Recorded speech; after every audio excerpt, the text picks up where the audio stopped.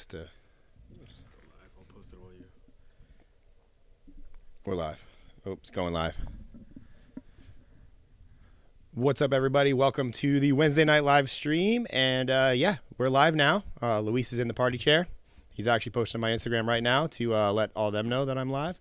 Got to keep pushing people to the stream so I make it popular and get more viewers on here. But anyway, so we're going to get right into it tonight, and we're going to talk about, well, the number one thing, why hashtags don't matter when it comes to going viral on TikTok, but also all the other things that don't matter when it comes to going viral on TikTok. In the last 30 days, my TikTok account has gotten 11 million views. And did you put that in the email? You just Not in the email. Crap, I should already have that ready, and I don't. My little screen. It's on the Instagram story. On my Instagram story right now, I'm going to pull that up and show you guys for proof if you're watching the replay of this, so you know that I'm not just some guy shouting shit out on the internet that doesn't know what he's talking about. And I haven't got it up there. Fitz, hang on once. Do share it on screen share on OBS. Screen share on OBS. Yep.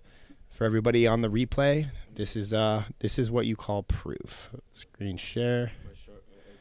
Oh, actually, I don't need to. I'm going to go to wide shoot. I'm going to accept it. Say to downloads. I'm going to pull it up right now. Man, it gets so hot so quick in our studio. Just lost my thing here. And Fitz, I'm going to bring it to the right. Oh, the adapter stopped working. Oh, shit. So if I share my screen, will they see it? Nope. You have to do OBS and go in the second tab for screen share. I got screen share on right now. Let me actually Go ahead and give me a shout out in the comment, guys. Everybody who's here. And let me get my screenshot up. I got to take my hoodie off. It's already extraordinarily hot right now. They replaced the AC in my studio yesterday because it was like 130 degrees in here yesterday. I did not work from the studio yesterday. Went to the local coffee shop. Which one? The Blend. Hashtag remote worker. Oh, we got Monty Kitchen in the house. Let's say hi to all the people. What is up, Monty? So it doesn't matter if I move the screen. The monitor. Oh, This shit is getting so confused. There's so many tabs. That's the problem with this. And I get it. I got to get used to working the streaming stuff. yeah. The adapter basically died. You know why the adapter died, guys? It's because Fitzy bought a cheap one. This is a lesson in why you shouldn't buy cheap shit. I have a rule. My new rule is buy the most expensive thing because you're going to end up buying multiple things, especially when it comes to camera equipment or gear. And it doesn't always have to be the most expensive for like the brand purpose. But if you're like, man, should I spend $100 on this adapter or should I spend $20 and get the shitty one from China? We all know which one Fitzy got. He's never going to do that again, guys, because I'm influencing him. He's only been with us for 2 weeks. So we're gonna change that. But is my screen sharing right now? Or no, we just have no screen share. No, you go on to OBS. I did go to OBS. It's on screen share. Yep, and then make the transition. All right, guys. Ooh, we did it. Yeah, I had to. I put you in focus too because you weren't in focus on that one. Amateurs. All right. So anyways, on my screen right now, you are seeing my TikTok analytics from July 12th to August 8th. And you will see that it has 11 million views. Instagram is around 5 million right now, so it's a little on the low end. Everybody's like, fuck this guy. 5 million views. What a dick. But yeah. So as you see here, we got 109,000 profile views, 830,000 likes, 9,083 comments. And I will guarantee you that 9,000 of those are all negative, and maybe 83 of those are positive because nobody on TikTok leaves good comments. But yeah, so that's just part of the game. Here's the proof. If you're watching the replay, this is my analytics from the last 30 days on TikTok, and you see the date right there in the corner, July 12th through August 8th. So this means that I am not full of shit. So, because the internet doesn't believe anything. The internet does not believe anything. So now we're back to the normal shot. So first thing that doesn't matter when it comes to getting views is hashtags. So in the past, I'm gonna share a story about when I discovered why hashtags don't matter. I did a video, and Luis actually wrote about this on my email list. Today, we sent it out, nice little screenshot. If you want to be on my email list, Maybe we'll put a link in the bio. I don't know if we're going to be growing the email list too much right now, but let me go ahead and pull this up. It's not in here. You said the screenshots were in here, Luis. That one was the last one, though. It's a 15-minute one. We're still new to the running. Airdrop you that one. Airdrop me that one, and we'll do it again. But anyways, so there's like a bunch of things that don't actually matter when it comes to getting views on TikTok. The first thing is hashtags, and the second thing is posting times. The third thing is posting multiple times a day, whether you should or shouldn't do it. The fourth thing is whether or not you should stay within your niche. The fifth thing is reposting of old videos and how this affects your account. The next thing is whether or not you need subtitles or not. The next one is trending audios and sounds. Should you put music at 0 volume, replying to comments, filming with a camera or an iPhone, and lastly, editing inside your app. Now, I posted this video on my TikTok actually recently, and it got a little over 100,000 views, which is actually impressive for a video talking nothing about, it wasn't like a broad reach video. And so it did pretty well, and all the people in the comments were just upset because I said hashtags didn't matter. And that seems to be a trigger word for most people. So I'm going to go ahead and show you guys. I'm going to go ahead and move this so you can see this. And if you're at home and you want to take a screenshot of this or, write it down, you can do that too. It's up to you. Go to screen share, transition. And Fitzy, can they see yeah, there it is. The shit that doesn't matter slide. So I just went over these. So first things first is, should I leave that up this whole stream or this whole part of this talk? Fitzy, what do you think? The overlay of the... Yeah, just what I'm talking about. Yeah, for the beginning, yeah. Yeah, so first things first, we're going to talk about hashtags. So I thought you were going to send me the screenshot of the 2 videos. Do you have that, too? Oh, Luis is not working. Now, Luis is doing a great job. Which videos? Everybody in the comments, give Luis some love. Which video? Didn't you say you put the screenshot of the 2 videos, the original video that started the never using a hashtag that happened like 2 years ago? Oh, let me... All right, we have to look at that. But if you scroll way back on my TikTok, you'll see it. I made a video, and it was a good video. It was actually a short video. I think it was like 20 seconds. And I feel like we need the screenshot for this. Yeah. Talk about the other ones. We'll come back to the hashtag. I'm going to come back. I just open looped you guys to make you to stay longer. But next thing we'll come back to the hashtag, but we're going to talk about posting times. Everybody is so worried about what time to post your videos. And truth be told, when we started my agency, Viral Edits 2.5 years ago, it was myself that started. Then shortly after, I brought on Luis to help me edit. And then shortly after that, we brought on another one of my longtime editors, Savannah. And it was the 3 of us editing videos like all day for the most part. Each of us, because we got clients pretty quickly, and we ended up going, majority of us, the 3 of us, were editing until well after midnight every single night. This is what you call actually working to grow a company. I was paying them well. The company was doing well and it was growing really fast, but I was trying to keep it lean because that's part of growing a business is I didn't want to spend all my money hiring a bunch of editors really quickly, lose all my profits, not being able to reinvest. So needless to say, did you send me another picture, Louis? Yeah, I mean, this is the side by side. Oh, okay, gotcha. Showing Finder. I don't want to fucking see it in the Finder. Sorry, guys. All right, I got it now. This is the picture here. We'll come right back to that. Let me finish on the posting times. But we were editing until almost midnight every night, sometimes even 2, 3 o'clock in the morning, depending on the workload. And how that broke down was we were editing sometimes like 7 to 10 videos a day. And this is like when we first started doing the videos with the hashtags or the videos with the subtitles. So they were all done manually and they were just taking forever because we were actually learning how to do it, because we were kind of blazing the trail on what those things were. And we would finish editing a video at like midnight, and the contract that I had said that we had to post a video every day. And in my world, the day didn't end until I went to bed. So we posted the video as soon as we got done editing, and many, many nights we would post videos at 2 o'clock, 3 o'clock. Luis, what's the latest you've ever posted a video before you went to bed? 4 a.m. Let's actually switch the camera to you when you're talking. Because I'm just seeing the picture. Switch your OBS. Yeah. Damn it. We're still learning. This is why, how do we do it without OBS in the future? Because I don't do it well.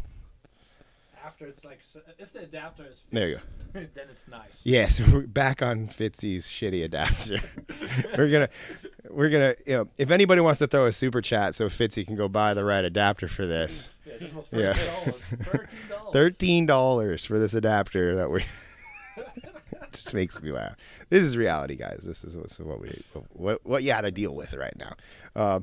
But anyway, so yes, Luis would edit a video till 4 o'clock in the morning. We posted at 4 o'clock in the morning, and we were posting for a lot of very, very big clients, some of which I can't say due to NDAs that I am still under, and out of respect to them, I have a very hard time pimping out my clients. I just think that if you're an agency owner and you do that, I think you're a piece of shit. It's like you don't know how to promote yourself and what you can accomplish. You promote something that you did for somebody else. And yes, there's testimonials, and they can be strategically placed here and there. But when it comes to, if you're using the same clients over and over and over again, and you're not doing anything yourself, then, what? Ali said, Luis, I love you. Who is it? We met her at Ali. Oh, yeah. What's up, Allie? What's up? We got to work out together. Yeah. But anyways, yeah, so posting times, we would post videos whenever we could. I mean, and it was on the spectrum, because some days we would finish early and we'd post them at like, say, 8, 9 o'clock. Other days, we'd get ahead and we were like, oh, let's try posting in the morning because that might work. Or we try posting when the app says everybody's online, and we thought that would work. But the truth be told, we just kept posting the videos whenever, and all the results happened regardless. It didn't matter, because when you think about TikTok's algorithm, and even Reels algorithm and Shorts algorithm, the whole point is for them to show your video and get watch time so they can show it to more people. So whether or not that watch time comes, really quickly or later, the video is just going to get pushed. Yes, there are times when there's probably more people that follow you on the app at any given time, but the algorithm, the apps are just going to show it to a selected group of individuals to see if the video works. And then if it works, then the app, which is, let's face it, it listens to you in your pocket. It knows what you're thinking and saying. You think it knows the best time to send your videos out so it gets views if it is actually a good video. And I kind of believe in that. I believe in the app to know it better than I do when these videos should be pushed. And, do we even know when we posted the video on my profile right now that got 3 million views last week? Like, what time was that one posted at? I'll tell you. Yeah, I had 2 videos last week go would we say that's mega viral? It's like a really good viral. What's a mega viral? What's a number for mega? In the comments, I would say above 10 is mega. 10 is mega. That's Luis's mega. Is that what you guys think? Like, I consider 1 million views viral. Like, but what do we consider like super viral and mega viral? And then, so the car video was posted at 9:09 a.m. 9:09 a.m. So 9. So 9 a.m. in the morning. What about the tooth video? The tooth video has 1.2 million. And if you're watching the replay and you want to check this, you can scroll on my feed. 2.2 million right now on TikTok. 1:24 p.m. 1:24 p.m. Right when people are eating lunch. Like, at least where I live. And then we had another big one, didn't we? We got a donation. What's yeah. I'll get a $20 adapter from Money Kitchen. Monty, thank you so much. I was gonna buy Fitzy that adapter though, just so the stream doesn't think I'm really cheap. Oh, I googled what my net worth was, Luis. Oh, it says? Oh, we gotta do this live. Yeah, let's get into it. But let's tell me the time on the other video. 8:50 on the car one. 8:50 p.m. on the car one. So those were posted within 3 days of each other? Yeah. Those videos, all 3 were posted within 3 days. So one was at 9, one was at 1, and one was at 8 p.m. I really wish we had like a late one just for the heck of it. But we were traveling this last weekend when all those were being posted. No, you don't need to go down the rabbit hole. But we got filters now. Oh, okay. Well, point being is that's just on my account. We also do this for a lot of other accounts too. 18 to be specific. We post around 4,000 videos a month, and it really just doesn't matter. So, and just a side note, if you're thinking about using one of those post schedulers, absolutely don't do it. I have never talked to a single person that has had a viral video that has used a post scheduler. And every time I've ever had a conversation about somebody that wants to use one of those post schedulers, there's always somebody nearby, because I go to a lot of events and I talk to people that are posting videos a lot, and like, don't do that, man. It just fucked up my whole account, man. Look, and they'll like literally pull out their phone and show me the second they started doing it, or their short form editing team who's trying to be lazy uses one of those post schedulers, and they wonder why they never get any views. Most of the apps hate third-party services, especially TikTok, because you can't auto-post to TikTok.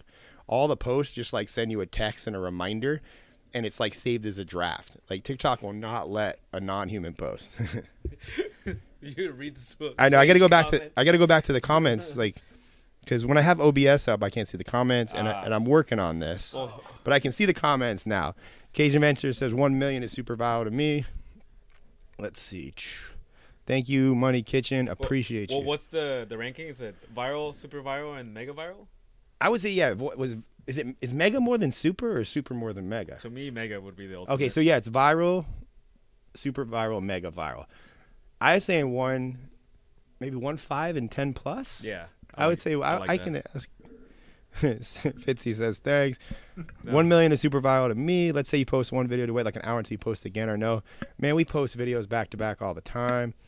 1 mil viral, 3 to 5 mega viral, 10 million plus. Lizzo big. We're bringing back to Lizzo. Sway, you're the man. I am Vaughn Brooks says, are these live saves? Absolutely. You can watch it. I think pretty much immediately, right, Fitz? We're pretty good now with that. We're pretty good now. But yeah, so that's posting times. So let's talk about hashtag strategy, which you don't need. You don't need a hashtag strategy. I'm going to bring up this screenshot again. So how did you learn that hashtags don't work? That's what I'm bringing that up. Foreshadow. Turbo viral. Turbo. I'm going to bring up the screen share, transition, boom. So this is the same video, and this is back when I cared, and so the one that got 386 views, which is on the left, I really put a lot of effort in this video. And this is actually a video talking about creating videos. And this was one of where I was starting to get close. I would say this is probably like maybe my 5th or 6th video that neared 1 million views on my account. So this is way back. I mean, this is over. I know we can't see the date here. Can we see the date? Oh yeah, 1/14/2022. So January 14th, 2022. So the one on this one has 386 views. Do you follow the 2-second rule when making videos? Hashtag content creator, hashtag psychology hacks, hashtag communication skills. We posted that video, or Luis posted it on my account, and I had put a lot of effort into this video, and I was like, and after the first hour, it had 386 views, and I was like, what the fuck? Like, it didn't make sense to me. I was like, based on, it was modeled off another video I had that did really well. It had all the inklings that I think it could go viral, and it did 386 views. So I remember I called Luis, probably frustrated and angry. You were pissed. I was pissed. And then I said, bro, just private it. I think it's the hashtags. Let's change something. What do you think we should change? And we're both like, let's just get rid of all the hashtags and change the title. And we did. So every 2 seconds when you're creating a video, that was the new title, which that was a really bad title. No. Or did you scroll a little bit? Oh, no. Do you do this when making videos is the actual title? No, that's just the caption. Yeah. The title was the 2-second rule. Oh, yeah. This is the 2-second rule. And if you see here, it has 849,000 views, 2,713 shares, 881,000 likes. So these videos were posted within an hour of each other. The only difference is the title change, or the caption change, I'm sorry, and no hashtags. So from this point forward, I made it kind of an executive call, and I said, let's just stop for 30 days. Let's stop using hashtags across all the accounts that we're posting for. Make the picture more showing on the screen. A little bit more up. Oh, I don't know how to do that. It's like, yeah. is it? It's like my size here. Yeah, it's a little bit cropped in on the thing. I just moved it. It hasn't moved yet. It's the lag. We're still learning, guys. Yeah. Streaming is like an art, man. Like, there's a lot of moving parts. If you see all the gear that... All right, now it's working. But it's like super tiny on mine. So the next time this updates, you'll see all of it. But yeah, so that was when we decided that we were not going to use hashtags for 30 days, and we didn't. And just for if you're wondering, like, no, I did not tell the clients that we were doing this. I just started doing it. Because sometimes you just have to make a change and hope it works out. And it did. We saw 0 dip in views across any of the accounts. And at the time, I think we were running around 10 accounts, maybe 12-ish. Yeah. I mean, we were posting, and how that breaks down is we were posting basically 12 videos a day across 4 to 5 different platforms. So we had a pretty good sample size to work with for that 30 days, and nothing changed, and everything just worked. And we haven't used a hashtag since. Of all the videos I've posted, I have never, I'm just anti-hashtag. I don't think they matter. And in this case, I really do think that using like content creator and all that, I think it was basically suppressing the views based on what we were putting in there. And if you accidentally put a hashtag from maybe a word that TikTok has on like the no-no list, which they have that shit. Switch to the camera. Yeah. What is the no-no list? I don't really know. Just shit I make up when I'm talking. No, I mean back then it was the Cove. That was one, like anything related to the C19. Yeah, the sickness, the big orange guy. Those were no words. Yeah, any like political words were basically stay away. Basically anything on the right side of the spectrum, stay away from. You'll lose your account. It's not worth it. Yeah, but then there's anything that would endanger people. Yeah, if you say, if you say like "LOL, I died," like even in a funny like "I'm dead" because it was funny, like that could be misconstrued. So there's a lot of words that if you have to think about it, like just think of it could be twisted 2 or 3 different ways. Probably don't use it. Even the hashtag viral, I think that was like that was a big one. That was a big one that we stopped using altogether because even the word viral in a title or a caption, like back then, it was it had a different meaning. Back in the shout out to the C19, yeah, time of the world. But so that was kind of the sample size. Now for 30 days, we just never went back. And the funny thing is no clients cared because they just kept getting views. Good questions. So yeah, we can take a few questions really quick. Do the hashtags apply to other platforms too? And do you use hashtags on YouTube? I don't think hashtags matter on any. I don't want to say YouTube. I'll get to that. I don't think hashtags matter on IG as much as people think.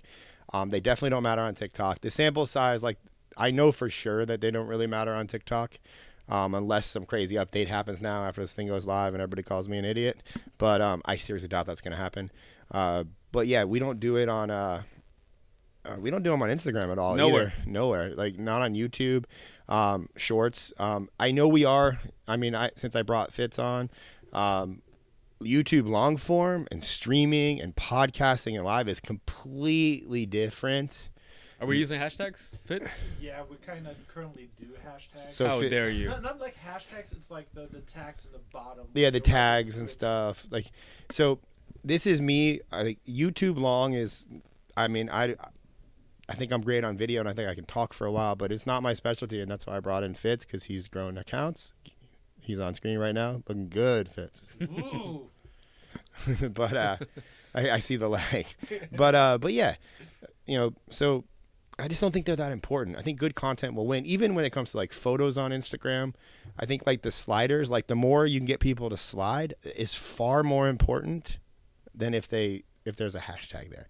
And I don't even think, like, the algorithms are just so damn good and creepy, and they know you more than you know yourself, that they just show you the content. So like if you make a video about like buying a toaster or an air fryer and somebody watched a video about an air fryer prior to you posting that video, it's safe to say that they might want to see your video about an air fryer. So the algorithm is just going to show it whether or not you do hashtag air fryer, so it's like, I just don't think it matters. So that's my 2 cents on it. As the one that post for most of the accounts, but used to for all, like, they don't matter at all. Like, if I've split tested, Ryan kind of forced me to stop using them completely, but I had to make the call. Immediately, like, there was a bump in some accounts where, like, the views they were just getting more views. It's all about making the right type of video, like, retains the attention, which Ryan's going to touch on because someone's asking, what makes a video go viral? Do we know? I don't know. I just make videos, but we could talk about what I think makes videos go viral. Of course we know. Well, we'll get down to that in a second. I just want to get back. So we covered hashtags. We covered posting times, posting multiple times a day.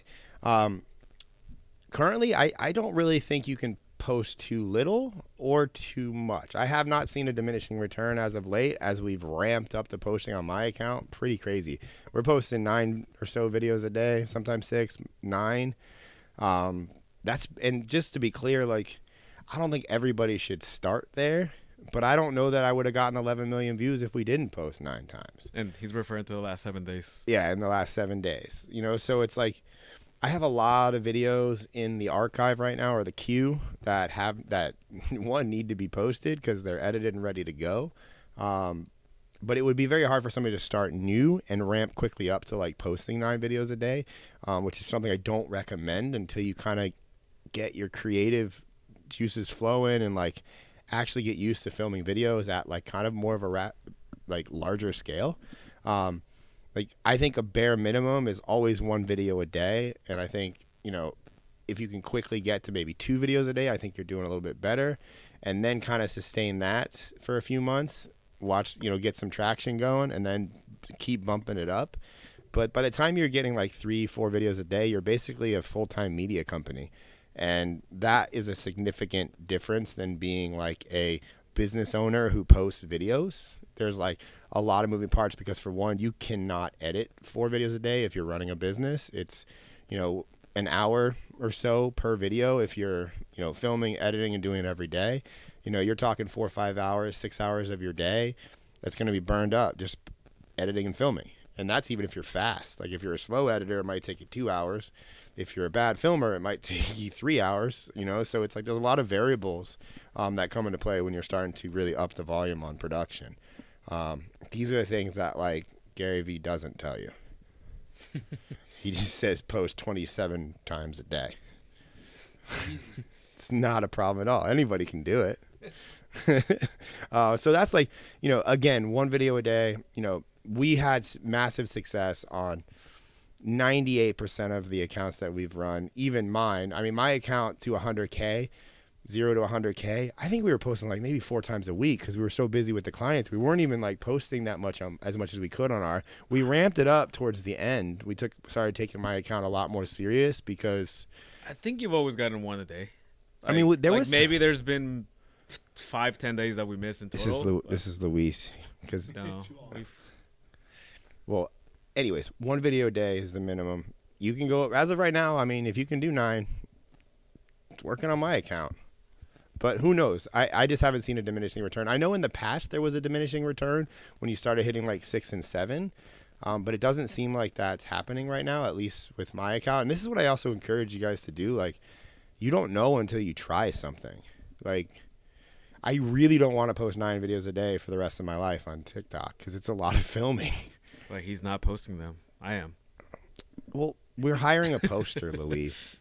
You're obsessed with the posting. He likes being involved. No, I don't want to do it. Please, somebody reach out that wants a job. We're aggressively looking for a customer success specialist. Anyway, so that's posting multiple times a day. Do what you can, but the point is focus on making a good topic, and a high watch time video. And if this is the first time you've ever seen my content, I have so many videos about this stuff. Like, this is all I talk about is retaining attention and, you know, making videos that people actually want to watch, like, you know, weird things people do with their teeth. There's the next one, because you're going to talk about the niche. Yeah. There's a question about it. I found that hashtags help when you're not a single niche account. It helps the algorithm categorize your posts when you're affirmed with consistency. Is this incorrect? I don't know what that means. I think he's basically saying it was a really smart sounding question, though. Props on that. I think he's saying that hashtags help, like, the smaller accounts categorize the content into something.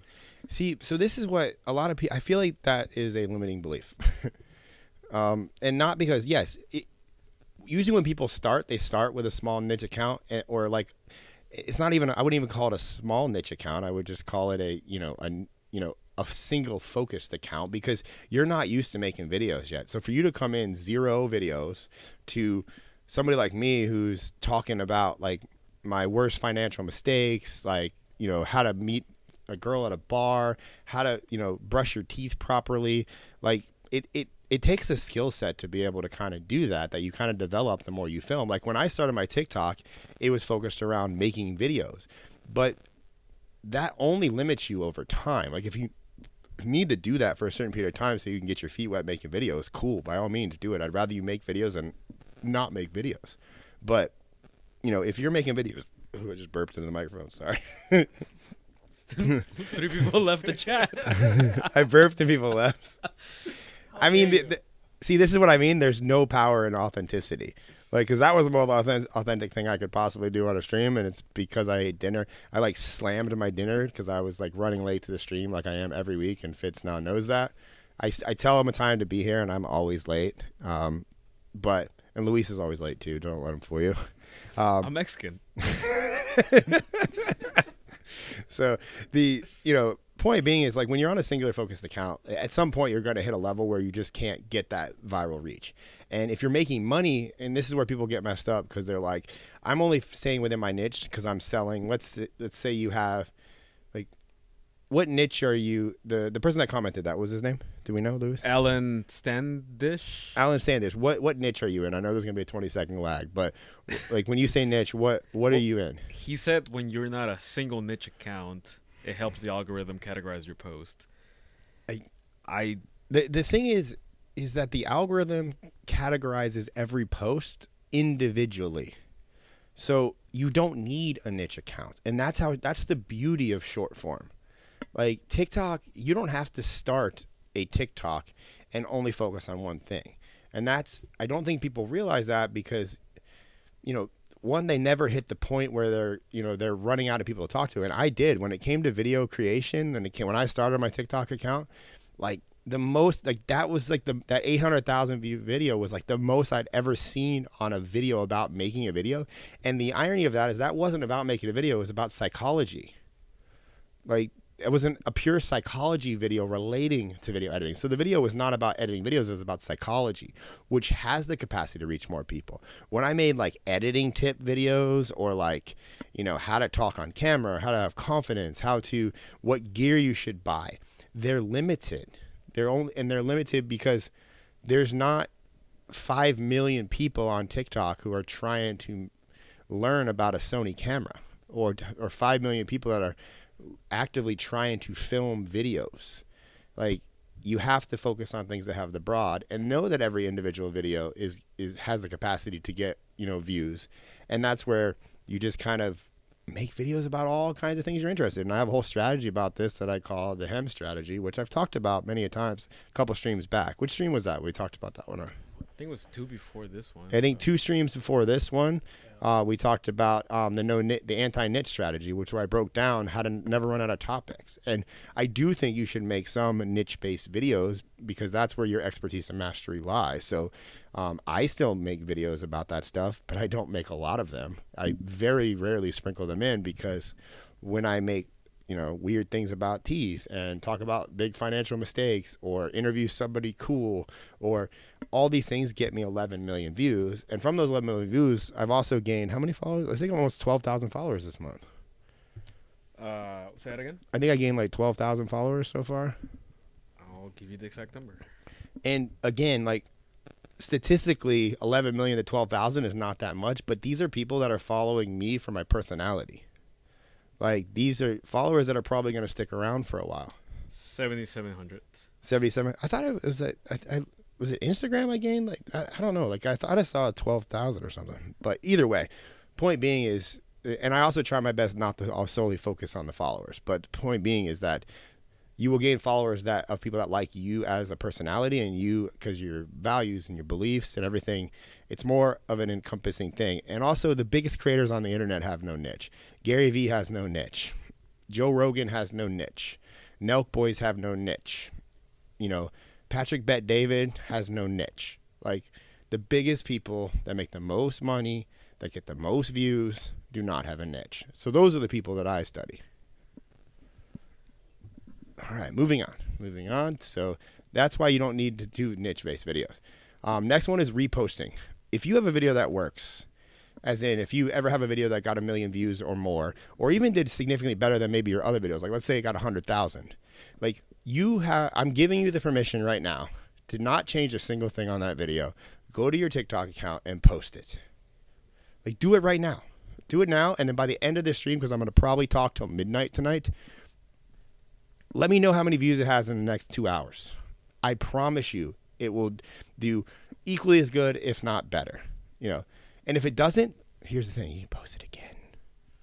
Like, keep posting it, because the algorithm and the new followers, everybody forgets. It's like when you have a band and you have your favorite song on the new album, like Taylor Swift. I heard she's pretty popular. My daughter listens to the same songs over and over and over again. It's almost borderline makes me crazy, but it's her greatest hits. Like, it's, people love to listen to songs they like. Videos are no different. If you want to, like, even your best niche-based videos, if you want to constantly remind people what your focus is, post those videos over and over. You don't have to always create new videos. Just keep posting them. And many a times, like the truck video, that was not a new video that got 3 million views. That was the same story that I shared in another truck video that went viral. I just shared the same story in an interview format. So a little different, not me just posting the same video, but a guy, my friend Jorge, asked me that question, and I just made the same video. Literally, if you look at them side by side, they're 100%, or I would say 90% the same. I wanted to add a little more context a second time just because I forgot a few things and the comments kind of destroyed me. But anyways, that's why it doesn't matter. Repost that shit. Like, you have my permission. Next thing we got, subtitles. Now, I know, like, there was a video just made about me. I can't share on my social media for legal purposes. But on the video, it talked about that I, made subtitles. As a lot of people know, they've been following me for a long time. And we just posted the video where we shared the slide, that the shit that doesn't matter. If you notice, it had 0 subtitles on it, and it got 100,000 views. Like, I'm going to start Jesus, Luis. I'm trying to not promote this brand because Luis has a Prime. I bought Luis a Prime. I got to support the Paul brothers. Jake just won his fight on Saturday night, man. But I don't want Prime on camera because I'm Red Bull, sugar free. Anyways, subtitles. I just think are they necessary? For the deaf community, absolutely. Should you have them on your videos if you can quickly put them there? Yes. But a good video is going to go viral whether or not there's a single subtitle on it. If you're thinking about, like, I think about editing videos like you're baking a cake. It's like you got, like, the base of the cake that holds everything together. And then you have, like, and we could call that maybe, like, the hook or the topic and, like, the structure of the video. That's, like, the base of your cake. Then you got, like, your second layer, which is maybe your pictures, your B-roll, your supporting images, like, that stuff. Then you got the icing and the sprinkles. That's the subtitles. Like, they matter a little bit. They help people that can't, hear. But the reality is, the video, if it's good, it's going to get views.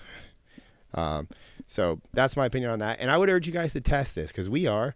And we've done this, even just like, it pains me to say it because I am a big fan of manual subtitles. And, like, I like turning the words a little bit. I like adding in the images. But we had a video on a side account that I run that Luis just ran through CapCut, where the captions at. Yeah, I don't even want to promote them on this stream, but, like, we just took a video, we edited it, we ran it through the captions app. We didn't change a single thing, and it got how many millions of views on that account? 6.6. 6.6 million views. I don't want to say the name of that account because we're still growing it. Not yet. It'll be a surprise. It'll be a surprise. It's halfway to 100K, and it's about 3 months old. I think so. Yeah, about 3, maybe 4 months old. In a completely different industry.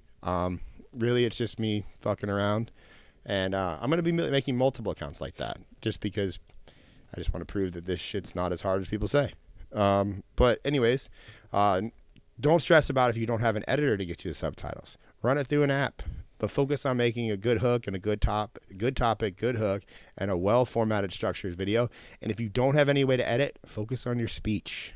How you talk is far more important than how good your editor is, I promise you. Yeah, because the other thing with the subtitles is that Instagram and TikTok have auto captions when you're going to post a video. So if you really want subtitles, you can automatically add them from the app. They won't be perfect, but if you just want subtitles, it's there. Yeah. So trending audios and sounds, I would encourage you not to use them just because they're kind of a liability, especially if you're working with clients, or you don't want your videos to be silenced at any given point. Nobody's immune to this. Luis randomly sent me a Mr. Beast video one day, and he's like, look, nobody's immune to getting their videos silenced because Sony BMG is an asshole and they strip music from the platforms. And that's what happens. Like a song that's trending right now could be trending, it could be getting all this attention because it's like the most popular song in the app. But then in 3 months, when the rapper pisses off Sony and they drop him from the label, or they, strip the rights away from him, they strip the song from TikTok. And what happens is that any video that was ever used that song, whether it had full volume or no volume, is now silenced because of that. So, and the app just leaves the videos up because they've gotten views, in a lot of cases. So now you have, like, let's say you have a video that goes viral, and now the app's like, let's show them more of this person's video. And then they show you the videos that got silenced. It's not a good look. You're probably not going to get any followers on that. Plus, it's just a bad look altogether, and it's not worth the risk. The risks aren't worth the reward. I'd rather not be silenced on my own videos by trying to get a few extra 1,000 views based on a trending sound or a trending hashtag. And that kind of covered the next one there, which was like music at 0 volume. Just don't do it. It doesn't fucking do shit. Explain what that is a little more. So the music at 0 volume is like when you go to post a video and you choose a song because it's trending, and then you just leave your audio the same in the app because it lets you do this, and then you turn down the music to 0. So it's like the song plays on the app, like the song is there because it's popular, but there you don't hear a song. And that's even stupid because it's like you're not even using the song and you're just like using. It just makes no sense. You're just trying to like be associated with that song. Cause like, when you click on the song, like it shows you all the videos that people have used it for. So it's like you're trying to game that system. Yeah, and it could bite you in the ass. It might not. You might get lucky, but if like we've just seen it happen multiple times on a lot of our clients' accounts because we used to do it back in the day because you did get a little increase, I think, when the app was new. I learned this from Show Her Off. Yeah. That was purely a music-based account. It was a country dancing account. Yeah, we had a country dancing account. Like after 6 months, a few videos, 3 or 4, got silenced because I'm assuming maybe the artists were not big enough and maybe they got signed up to like a bigger label and like they just were not able to be for commercial purposes anymore, or something. Yeah, there's a lot of legalities with music, especially being with rights and copyrights and sharing. It's kind of a pain in the ass. Like music as a whole is a hard thing to navigate. Even like if anybody makes videos, even on YouTube, like it's got to be copyright free, you got royalty free, you got to pay for all this shit. So it's just like I would just prefer not to fuck with that, just because it's just too much effort for a song. I get that there's emotion in music though, and I don't want to like discredit that, but it's like I'd rather just talk. Yeah, actually, before you proceed, Taylor Technique says you guys are slaughtering it. Love the different view of the content corner in your room. So Fitzy, shout out to you. Switching the angles. Yeah, we're trying to get we had to go back to the moody this week, so Fitzy was outvoted. Last week we left the lights on and we didn't want to be super moody, but you guys prevailed, and we took a poll, and you guys kicked ass, and you won. So we got. I wanted the moody the whole time, though. I know Fitz is like, It's the empty space. We'll get to this later. We're gonna put a word here on this part. Yeah, what's your thought on that? Like, does that matter or does that not matter? Like scenery and stuff like that. It matters. I think scenery, more vibe. I don't want to say scenery, just like the energy and emotion coming from your video. I think that does matter. This behind me is pure personality, like, and I like to show things. Like we switched out my 100K laptop because it's like, actually no, I think, I gotta switch those back. Never mind. Is that the $1 million one? No, the $1 million one's behind the desk.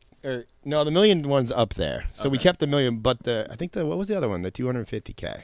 Yeah. Because I had 100 or 250, and then I rocketed to $1 million, and the 100K's there. But that's like the starter laptop. It's like that's where we came from. That's like my background, But we had it in the TikTok plaque, which for everybody wondering, no TikTok. You can't tell them. Well, I like to be trying. You can buy them. TikTok did not send me a plaque. How much is it? It was expensive. I think it was like $200. And being that I didn't make a single dollar from any TikTok video, that would be kind of considered expensive. But I made a lot of money not on TikTok. So anyways, a couple more things to get through, and then we're gonna have some fun on the stream. Next thing is filming with a camera or an iPhone. It doesn't matter. When I started the company, Viral Edits, and I realized that I wanted to scale and really ramp up production and like edit multiple clients and really go all in on TikTok. I knew that there was absolutely no way that I could edit on a phone. Like, I'm not saying that you can't edit on a phone. Like, I've seen some like amazing edits on the phone. Like, you can get like DaVinci Resolve on your phone, Final Cut on the phone. I've seen some amazing iPad edits. I like InShot. Like, InShot's a good app. There's CapCut's really good. Like, shout out to them. Like, but you can get away with this if you're a single creator, if you're just one person who's trying to make videos. Like, but even if you start trying to film multiple videos a day and you're starting to batch film, a couple things are gonna happen. You're gonna rip through your storage, so you're gonna have to get another iPhone. Like, iPhones ain't cheap, I mean, to go buy one, you could take out the second phone line and, pay for it, slowly over 2 years. But for the most part, you're paying, because you're going to learn really quick, you have to get the 1 terabyte iPhone. If you don't get that, you're poor. Like, I'm joking. Get what you can afford. But the point being is you're going to run out of storage real fast. And that's like a problem that you don't realize until you're there. And then you're like, shit, this phone's like 3 months old. And then you have like 500 videos on it because you've been batch filming content for 3 months. Turn off the 4K. Yeah, and turn off the 4K. It's not worth the storage. 4K does not matter. I've made videos about this. I was like one of the first to make a video saying that, and everybody roasted me in the comments. And now, like, it still doesn't matter. But point being, like, it's like if you have to start on your iPhone, cool.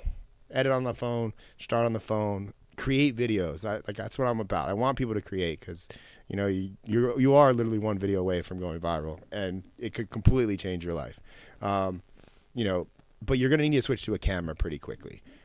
Just for this single, that it's more professional. It's just more streamlined and able to rapidly record videos. And they're organized and they're not eating up your storage. And then when you do that, you're going to have to edit them on, you can actually plug it in and edit those videos on your phone if you wanted to do that. But again, it's slow. And if you're trying to do this at scale, it's a nightmare. So last and final thing for shit that doesn't matter is whether or not you edit inside the app. I kind of just covered that. We have never edited a single video in the app. Like, we've used a captions app, to add subtitles, but the videos are all edited external software, from Premiere Pro, DaVinci, Final Cut. Doesn't matter. Pick your poison. Get married to one because you're going to be with them for a while. And it's really hard. It's kind of like a divorce. If you try to switch, it's really fucking hard. Because everything's different, so like, if you're going to start editing videos, like, pick the right one, one that you love, one that you want to be with for a while, because she will take money from you if you try to go to the next hot one. And she's going to take money from you because you're going to have to relearn everything. And that's going to take a lot of time and energy and effort because you're going to have to go to YouTube because, quite frankly, video editors are cheap. So they're not going to buy a course. You're just going to go watch YouTube videos from a bunch of randos on the internet and try to figure this out. Instead of going to like Skillshare and paying $10 to watch like 9 hours of training from somebody like on Premiere Pro or on Final Cut or on DaVinci Resolve, it's just way more streamlined to pay for it on screen, like on Skillshare or something like that. But no, I know video editors. I know you're like, oh, fuck that. You're just going to go watch that shit on YouTube. But point being, it doesn't matter though. Phone, app, doesn't matter. So that is all the shit that doesn't matter. And I hope I sprinkled in all the stuff that does matter while explaining all that. But really, if you did the opposite of everything on here, you would succeed on TikTok. And if you stop listening to all the people on TikTok telling you what to do, one thing that I like that aren't showing your views though. I don't want to say stop following everybody because there are good people to follow. But I'm going to start a transparency thing. I just love just showing my screenshots because nobody does. Even people selling courses on this shit, they don't show analytics. And if they do, they're not current. Like, I show the date on mine. I show it at least 2 or 3 times a month. We're posting my analytics now. And they're all from my account, but now, the weird thing about proof is like now people look at my account and they go, well, yeah, it's because you're already big. They're like, it's because you have, almost 300,000 followers. That's why you can do that. It's like, the fuck you been thinking I've been doing since it was 0? Like, the same shit. So, but I digress. That gets me fired up. Yeah, I want to know, at what point do you consider someone big? Because, there's telling Ryan that he's big, and I'm like, he's only 250,000 followers on TikTok. Fucking Luis throwing daggers at my soul right now. Like, we're still beginning. You're only 250,000, bro. But the truth is, and I say this all the time, I was speaking this last weekend, and, basically this last weekend I got a lot of those 11 million came in the last like 7 days. And in those 7 days, I have walked through Tampa International Airport. I got on a plane. I flew to Washington, D.C. I walked. D.C. was a big airport. It took us a while. I walked all the way through D.C., went to the hotel. Not a single person gave 2 shits who I was. Like, and then on the way back, same thing happened. Nobody cares. People don't realize the amount of views you need to get before you're recognized everywhere. Like, yes, I get recognized quite a bit. It's starting to ramp up when you start getting, 20, 30, 40, 50 million views. Like, people recognize you. But you would be surprised at how many you have to get stopped. Like somebody like a Logan or a Jake Paul, or even like at the crazy level like Mr. Beast is. If he just says he's somewhere, the fucking place shuts down. Like, it gets crazy, So it's like, even with 100 million views, I posted that screenshot. If you're watching the replay, it's on my Instagram. It's always going to be there. It's proof. People still don't give a shit. They don't know who you are. People are busy living their lives. So just something to think there. I'm gonna assume that 100 million views per week might be you walk places and you get recognized metric. You think? Because that touches. That's a lot. It is, but it touches different demographics. Like, that's 400 million a month. Yeah, you're the huge creators. They're doing a lot, and it just takes a while to get there. Like, this isn't a fast thing to do, at all. But I see a question. Graphics said if you look close, they have 2.9 million followers, but only have 2,000 likes. Yeah, people say that. Like, they'll comment on my account, and I'll be like, I have like 9.2 million likes on my TikTok account. Did it go to 2? It was at 9.1, I believe. Let me see.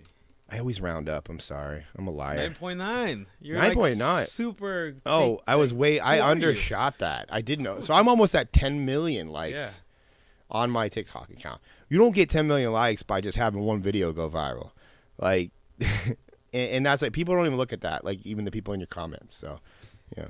But anyways, and then, yeah, and again, like, I'm not even a fan of, like, followers is not a metric you should be paying attention to, like, primary. Yes, it is an important metric, but the most important metric is views. Like, you need to be focused on driving more and more views. And if you're getting a lot of views and you're getting no followers, that's a better problem to have than to be getting no followers and getting no views. Like, because then you can just make some tweaks, to your content and what you're following up with, So there's some things to do there, but. Zeke's asking what software has the best AI, like automated captions. I'm gonna say Premiere Pro. I don't have a lot of experience with a lot of other softwares, but Premiere Pro has a what do you call it? Transcribing feature. Yeah. And it's not like 100% accurate, but you can just fix the typos it makes. Yeah, like Premiere Pro is probably your best bet if you're gonna try to learn an editing software. It has the most support, has the most creators using it. I mean, and I think it's $30 a month. It's like so that's that's why video editors love it, because it's like, I'm not gonna buy it up front. Like, I'm just gonna pay $30 a month until I die. It's like $20 or less if you're a student. Yeah, Adobe has deals, but I think the student hack, like, You need an email. It's kind of hard. You got to have like a .edu email to get the student hack. So I'm sure there's some hacks out there to do that. You could probably pay for it, but that's the thing. Like, you'll go through like so much effort. Like editors as a whole, like it's just something I don't understand, and it's a trait. Even like overseas editors, like they'll hack Premiere Pro. Like Premiere Pro is like your primary source of income if you're a fucking video editor. Like, and it's $30 a month. Like, if you can't invest $30 a month to do your craft, what the fuck you think anybody's gonna hire you? Like, you can't even invest $30 into yourself to get the software you need to do your job. Like, don't get hacked versions of shit. It's just so popular on the internet. Like we and Luis laugh about that shit all the time. And it's like, even if you went like if you got Final Cut Pro, I think it's like $600 or $700 one time. Like, or, you know, DaVinci, I think DaVinci has a free, but it's not that great. You have to get the paid version. That's usually how it works. Like the free is like, you get a few things, you know. Even CapCut is like, the premium version is like $15 a month. Like, and like, oh, I'm not getting that. So they'll live with the watermark. Like, it's just, it baffles me.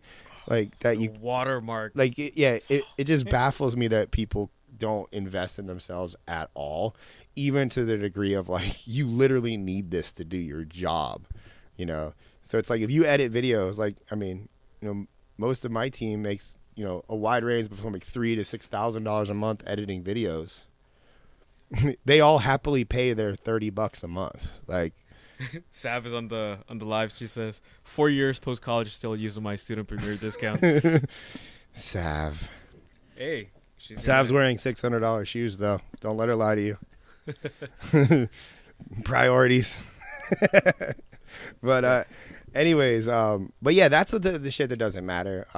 And what do we want to go into, Fitz? So I think the new segment is. So we're trying to segment this. I wanted to start, and we'll get should we get the crowd's feedback on it? Because we have 99 people. This is by far the highest thing tonight. And you know, we got a fun comment. Fun comment from Taylor Technique. Editors and creators freak out when they see you. Saw you in ATL and it was like, whoa, nobody felt my excitement, but still, you're a goat. Mm-hmm. I think there's also, when it comes to being seen, if you're under the age of like 25, you're more apt to like approach like your favorite creator or somebody that you know makes videos. It's more accepted. But I think when you go to like maybe to 30, like, because I've had people approach me and just, you know, very good conversations, like, you know, I like your videos, yada yada. But when you get over 30, I just think people like you know, I just think they're just like, I know who that guy is, or I know that. And we experienced that, you know, when we were with Ryan Fisher filming one day. Ryan Fisher, he's a big fitness guy, ex-CrossFitter, and he introduced me to a guy that he knows that works at the coffee shop he goes to all the time. And he's like, oh, no, I've seen his videos. But that guy, had Ryan Fisher not done that, would not have said a single word to me. Like, he was just eating his lunch. He didn't care. It could have also been that he's in California, Newport Beach. Or Newport Beach, yeah. And you get used to seeing all these online celebrities and influencers all the time, so you kind of get blinded to it. So maybe that's a factor. But I do think there's I don't want to bother people type of factor where it's like, oh yeah, cool, famous person in front of me. No big deal.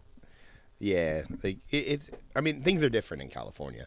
California is definitely, you know. Same with Miami, New York. Yeah, Miami, LA, New York. I think Texas is getting like Austin. Austin's a big creator hub. I think, is that about it? Like, I mean, maybe Canada, like Toronto, I think has a lot of creators. I feel like Arizona is growing too, but yeah, but it's yeah, not big. You can't. I mean, Arizona's on a different level than like in LA or Miami. Yeah, like a much lower level for like creators. Like Vegas. Oh, Vegas is getting pretty, but there's so much tourism pouring in, it like kind of evens it out. So it's not like you know, you could walk through a casino and like nobody knows who you are, but like if you were in like LA, people would, because there's not a condensed amount of people. I don't know, but these are things that fascinate me, like people. Zach is saying, I know I never bother celebrities here in Vegas. Yeah, it's like it's you know, and it's also it's an age thing. It's like it's a weird thing, you know. You're like, oh, I like your videos. Like it's like, you know. What would you say to somebody that you like? Let's say Brett Cooper walks in at this office space. What are you saying? Cooper. Throwing me under the bus for Brett Cooper. I mean, I wouldn't like. It would have to be a casual interaction. It would not like if I happen to walk into, if we're at an airport, because likelihood that might happen. We travel a shit ton. She probably does too. Like, if we were at Starbucks at an airport and I happened to walk up and she was getting a coffee and I was getting a coffee, I'd be like, hey, I really like your show. Like, that's it. Like, and then, but that would spark a conversation because she's probably heard that a bunch, you know, but, you know, where would I say for that? I don't know. It would be how that conversation goes. Like, but it's also validation too, because it's like, again, it's like numbers for a creator. It's like numbers on a screen. Like, you know, that's all we look at. Like, I see 3 million views and I'm like, yes, but it's like, that's 3 million people like that watch that video. Like, but I'm like, on to the next, you know. I feel like you would be fanboying, like, internally. I don't. Like I don't fanboy. Something would be happening there. What about Matt Reifer? Is that his Matt name? Rife? Yeah. I would probably fanboy for Matt Rife. He's fucking awesome. I would be like, dude, you're hilarious. He's a comedian, if you guys don't know it. Like, every woman on earth loves him.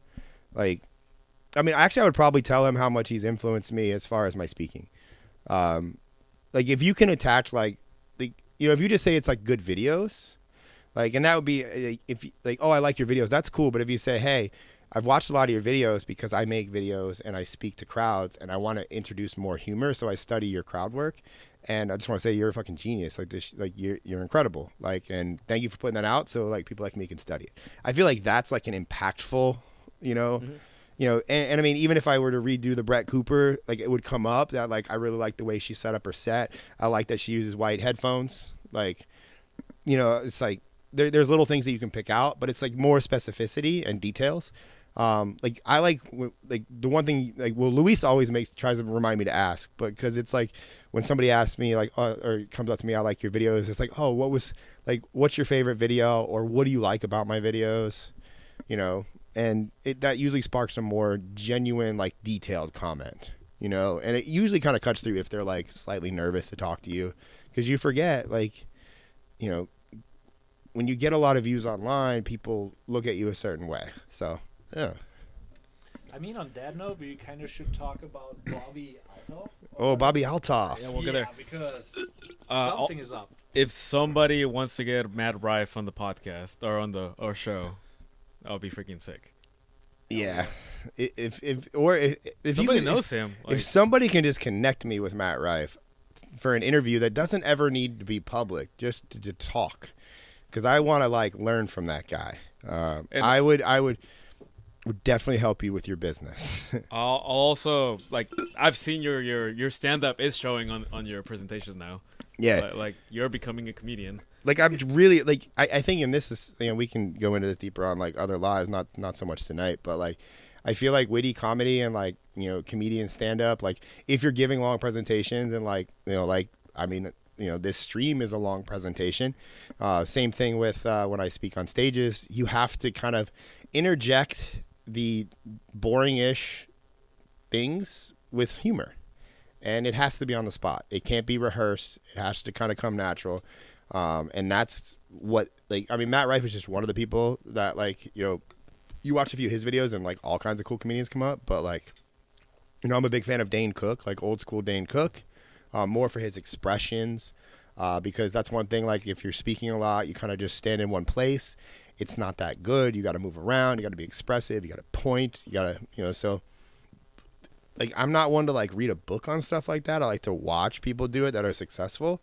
And, yeah, that's just something I do as I'm speaking to a lot of stages as of late. Like, on the last speaking event that he did, he was, like, role-playing, like, people's answers, like, making fun of them, like, oh, you were just changing your voice, like, emulating what they would be saying, like, making fun of them, but it's not offensive. It's like just playing characters to comprehend, like, whatever you're trying to say more. Well, that's the thing. Comedy shouldn't be offensive. It should be relatable as to the fact this is something, like, Matt Rife, by all means, says some offensive things, but it's done in the comedy context.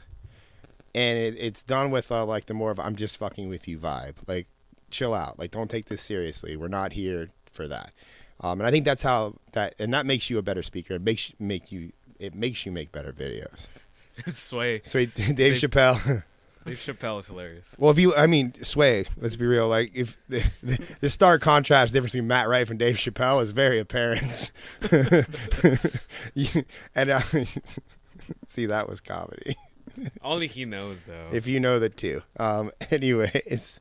There's a cool comment here. Create 364. Is this really live or am I just lucky? I'm from Malaysia. Now I'm making It's videos really live. Now I'm making videos in Malay language. If I make videos in English language, is it possible for my videos to go viral in other countries? Absolutely. Like some of the biggest like countries, like India is really huge right now. Like if you were to start like, or if you could just transcribe other people's videos into Indian or Hindi, I'm sorry. You like, yes, like start like, if somebody made a Rhyme Again Hindi account and just dubbed all my videos, like, yes, you could grow. It would probably crush. Same thing with like Spanish. What are some other big ones? Like, I mean, Spanish and Spanish is like Spanish the is second like biggest, or if not the biggest language in the world. Well, look at Mr. Beast has so many different channels. He transcribes and dubs all his videos into I different think languages. Asia would be a big one. Like I don't know which one it would be exactly, but either Chinese, Japanese, Korean. That is actually a big one right now because captions can auto-translate into a different language and makes your language basically in the different.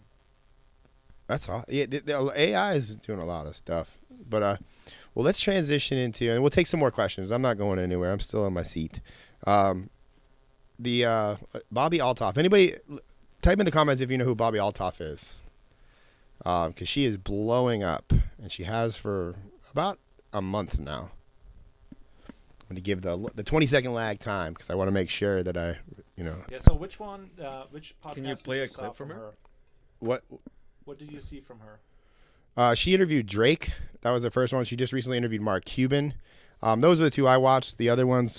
She has a. I think she interviewed 2 Chainz. No, there was like whomever best friends with Drake is, like another rapper. Like Yeah. She interviewed him, and they were just shit talking. But she's got a very dry personality. Well, it's a camera personality. She has a comedic background, and she just like turns on this dry humor that is absolutely hilarious, and it's super straightforward. Like she's mastered that character, and she turns it on and off. Because I watched it.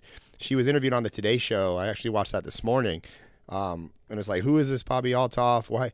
But something about it just seems off. Like I'm not gonna lie. I just don't. In the Today Show interview, it said that she just DM'd Drake and he answered. He liked a photo or a video of hers on TikTok or Instagram, and she did. But then the deeper story, I guess, is her dad was a carpenter and like knew Snoop Dogg, so that might have been a connection there. But still, it's a little suspect. And then like the next thing you know, her first podcast ever is Drake. I don't think it was the first ever, but like with celebrity. I'm pretty sure it was the first one. Okay. Like she's like, I wanted to start a podcast. Drake. Like, I mean, I would never even think to DM Drake for the. DM him right now. I'm not gonna DM Drake. I'll DM him. Yeah, bro. So what are your theories about that? Well, so there's like the industry plant theory, which I don't necessarily know if that's true, but if Hollywood or somebody with a lot of money wanted to infiltrate the influencer world, what do? Maybe they got connections to all these celebrities.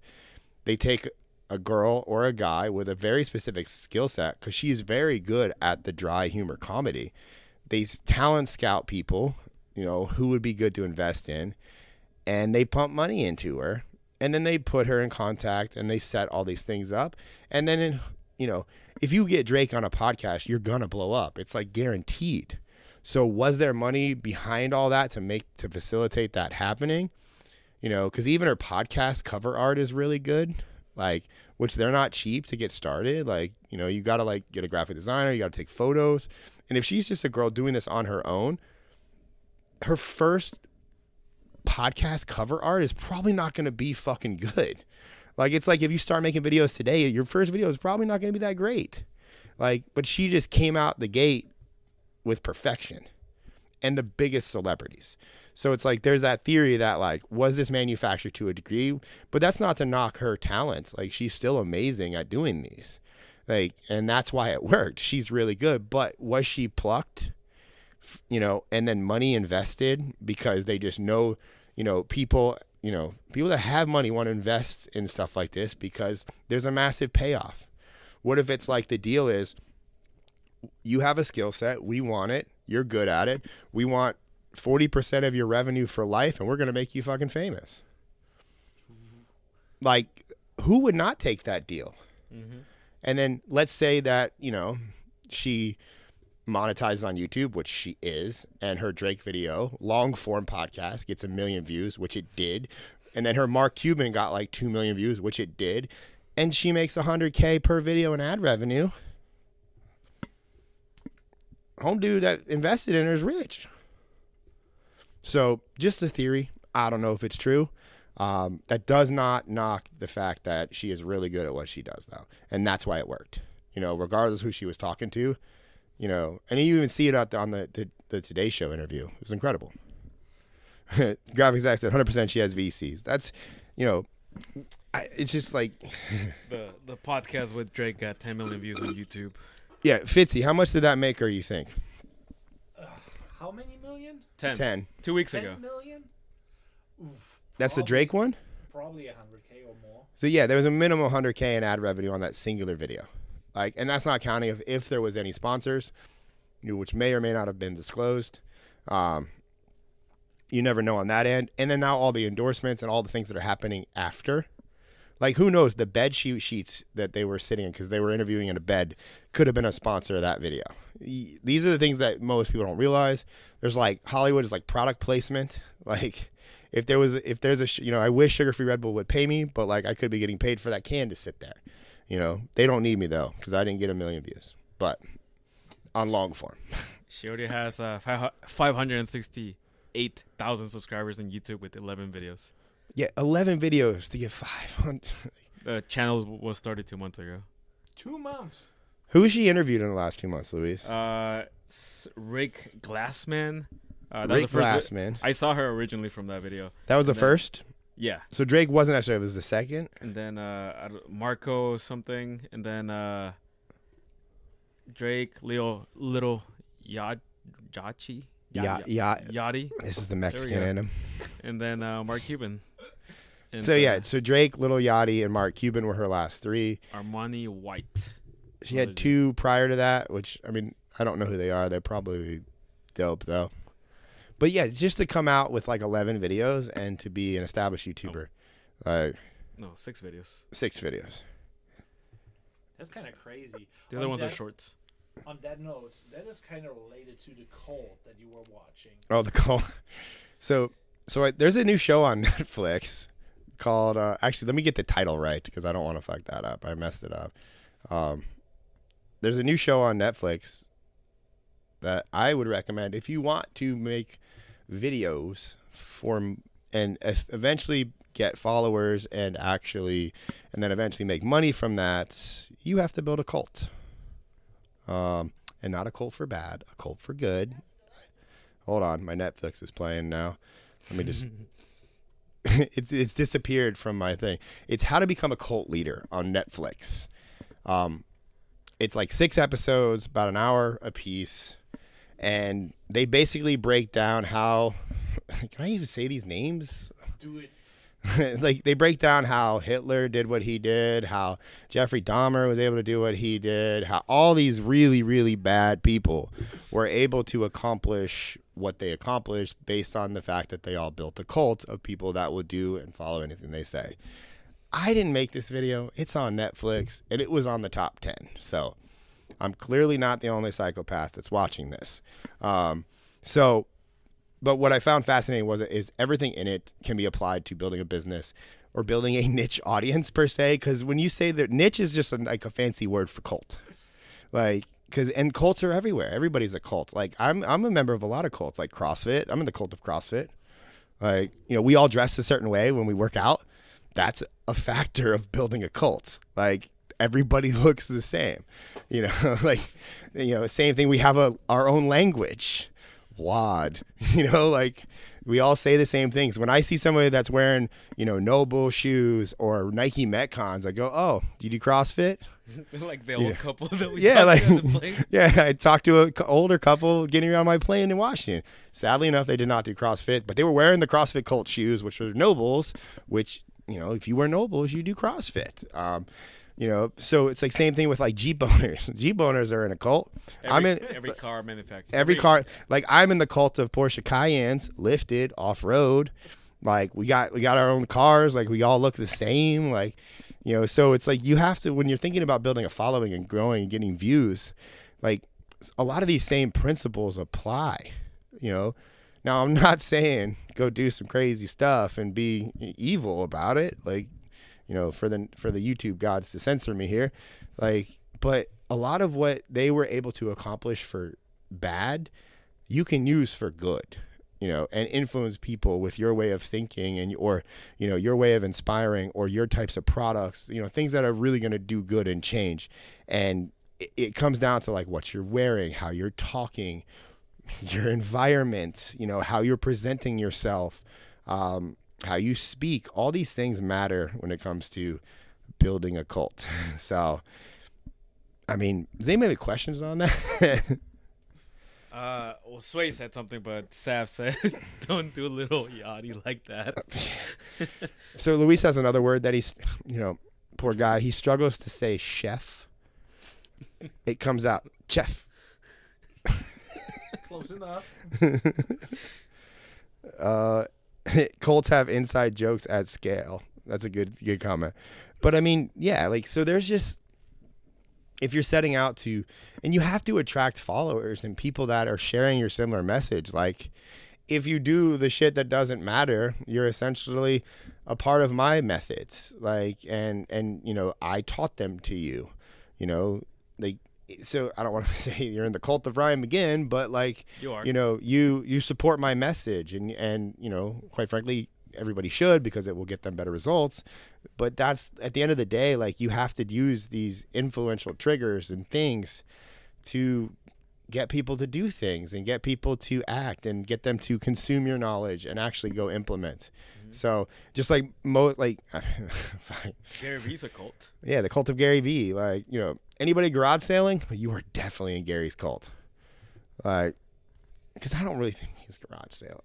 I just can't see once every quarter. Yeah, I just can't see Gary on a Saturday morning, bro. Just go every Saturday. Like the dude's talking, he's hanging out with fucking everybody. Like he's chilling with LeBron, like at the Lakers game. Or does he even play for Lakers? I don't know sports, so.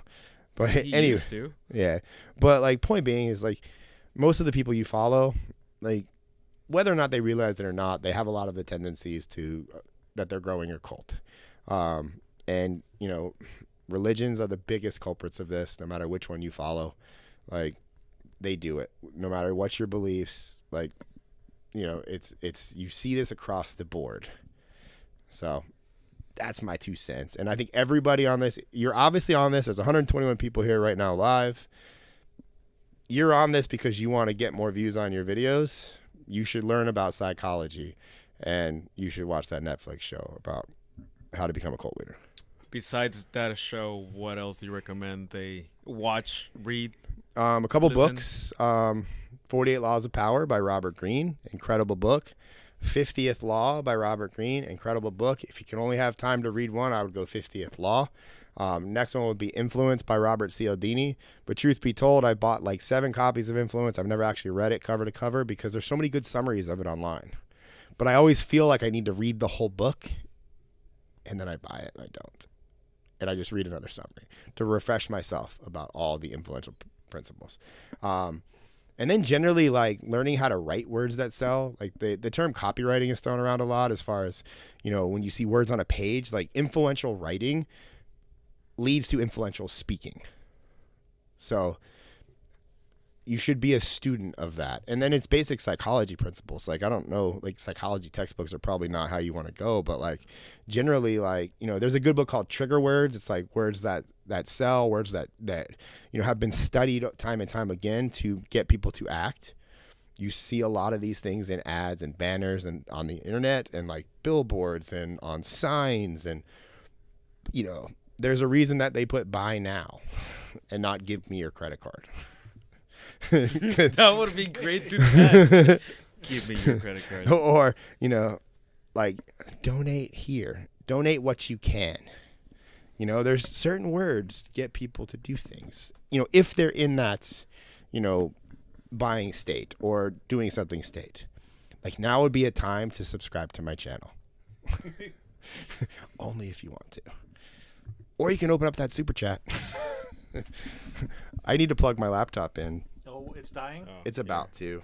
Oh, Yeah, Luis has got me. Yeah, on that note, I kind of want to, what do you think about the cult of the Island Boys? Because that is a very interesting cult that is currently popping off on social media with a lot of drama. Vince says the cult of Ryan McGinn says hashtags don't matter to go viral. That is true. That's a good cult to be in, Vince. It's a good cult. Give me your credit card. You gotta use that now. Buy now. Give me your credit card. I won't scam you. I promise. It's like instead of saying all the websites say 100% trusted and secure site instead of saying we won't scam you. We promise. Graphics I say Eugene Schwartz and David Olgermere, Godfathers of Copywriting, want to look up good. Absolutely, both amazing names. My single-handedly the book that changed my life for writing words that sell is John Carlton's Kick-Ass Copywriting Secrets of a Marketing Rebel. No, now I'm annoyed because all of it's fucked up. This is what happens. Like, this is my mood when conspiracy theories, like technology just like gets you out of your flow. Like you're in it, and then it's like fuck. It's like, but I mean, I'm sure they're saying something. I'm sure people are typing, but I'm not seeing anything. There's a lot of questions though. We can go back. I don't have any of those. Where are they not? They're not in my chat. That's no. Oh, I mean new questions. I just haven't had anything new. Well, I mean, point being, the Island Boys are basically, pimping for views. Like, the Island Boys they're like, man, we got to fucking do something crazy to get attention. So, like, I don't know if the first thing to come to somebody's mind if I wanted to get views on the internet would be to make out with my brother. Like, I just think, like, I don't know that I would do that. Like, I mean, I don't have a brother. I'm an only child.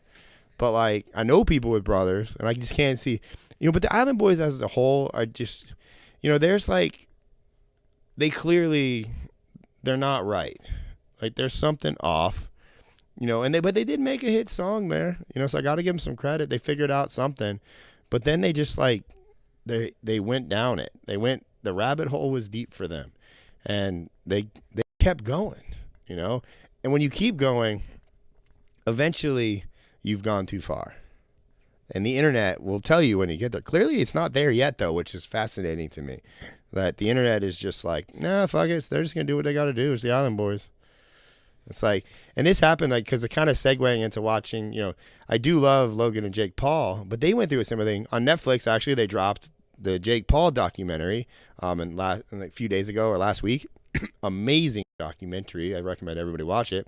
There's a point in the movie where Logan or Jake Paul is saying that he was severely depressed and he was thinking about doing bad things to himself, and he wasn't speaking to his brother, and it was after he had gotten arrested by like the FBI for like guns, and like he basically was taking all of his pranks and everything just so far that it hit a level where the world hated him.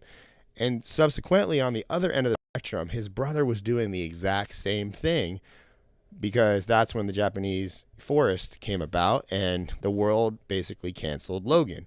Now, they weren't speaking to each other at each time, but both of them were basically alone. The world hated them, and Jake was saying that he reconnected with his brother in that time because he's like, nobody else in the world will understand what I'm going through except for Logan. Because then Jake said a comment, he's like, yeah, really don't think about the consequences of making the whole world hate you until the whole world actually hates you.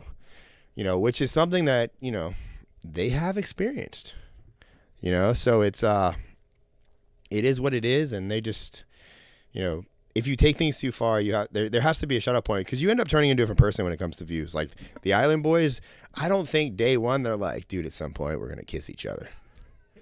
like, it's going to be great, dude. It's going to go viral. Like, we're going to fucking, So But that's where they are now, and who knows where they are next. But you know, you can keep pushing it, and the fact is, the internet rewards stupidity, and it rewards that type of behavior. Like, what's extreme? It's like what else are they gonna do next? yeah, Like what is after that?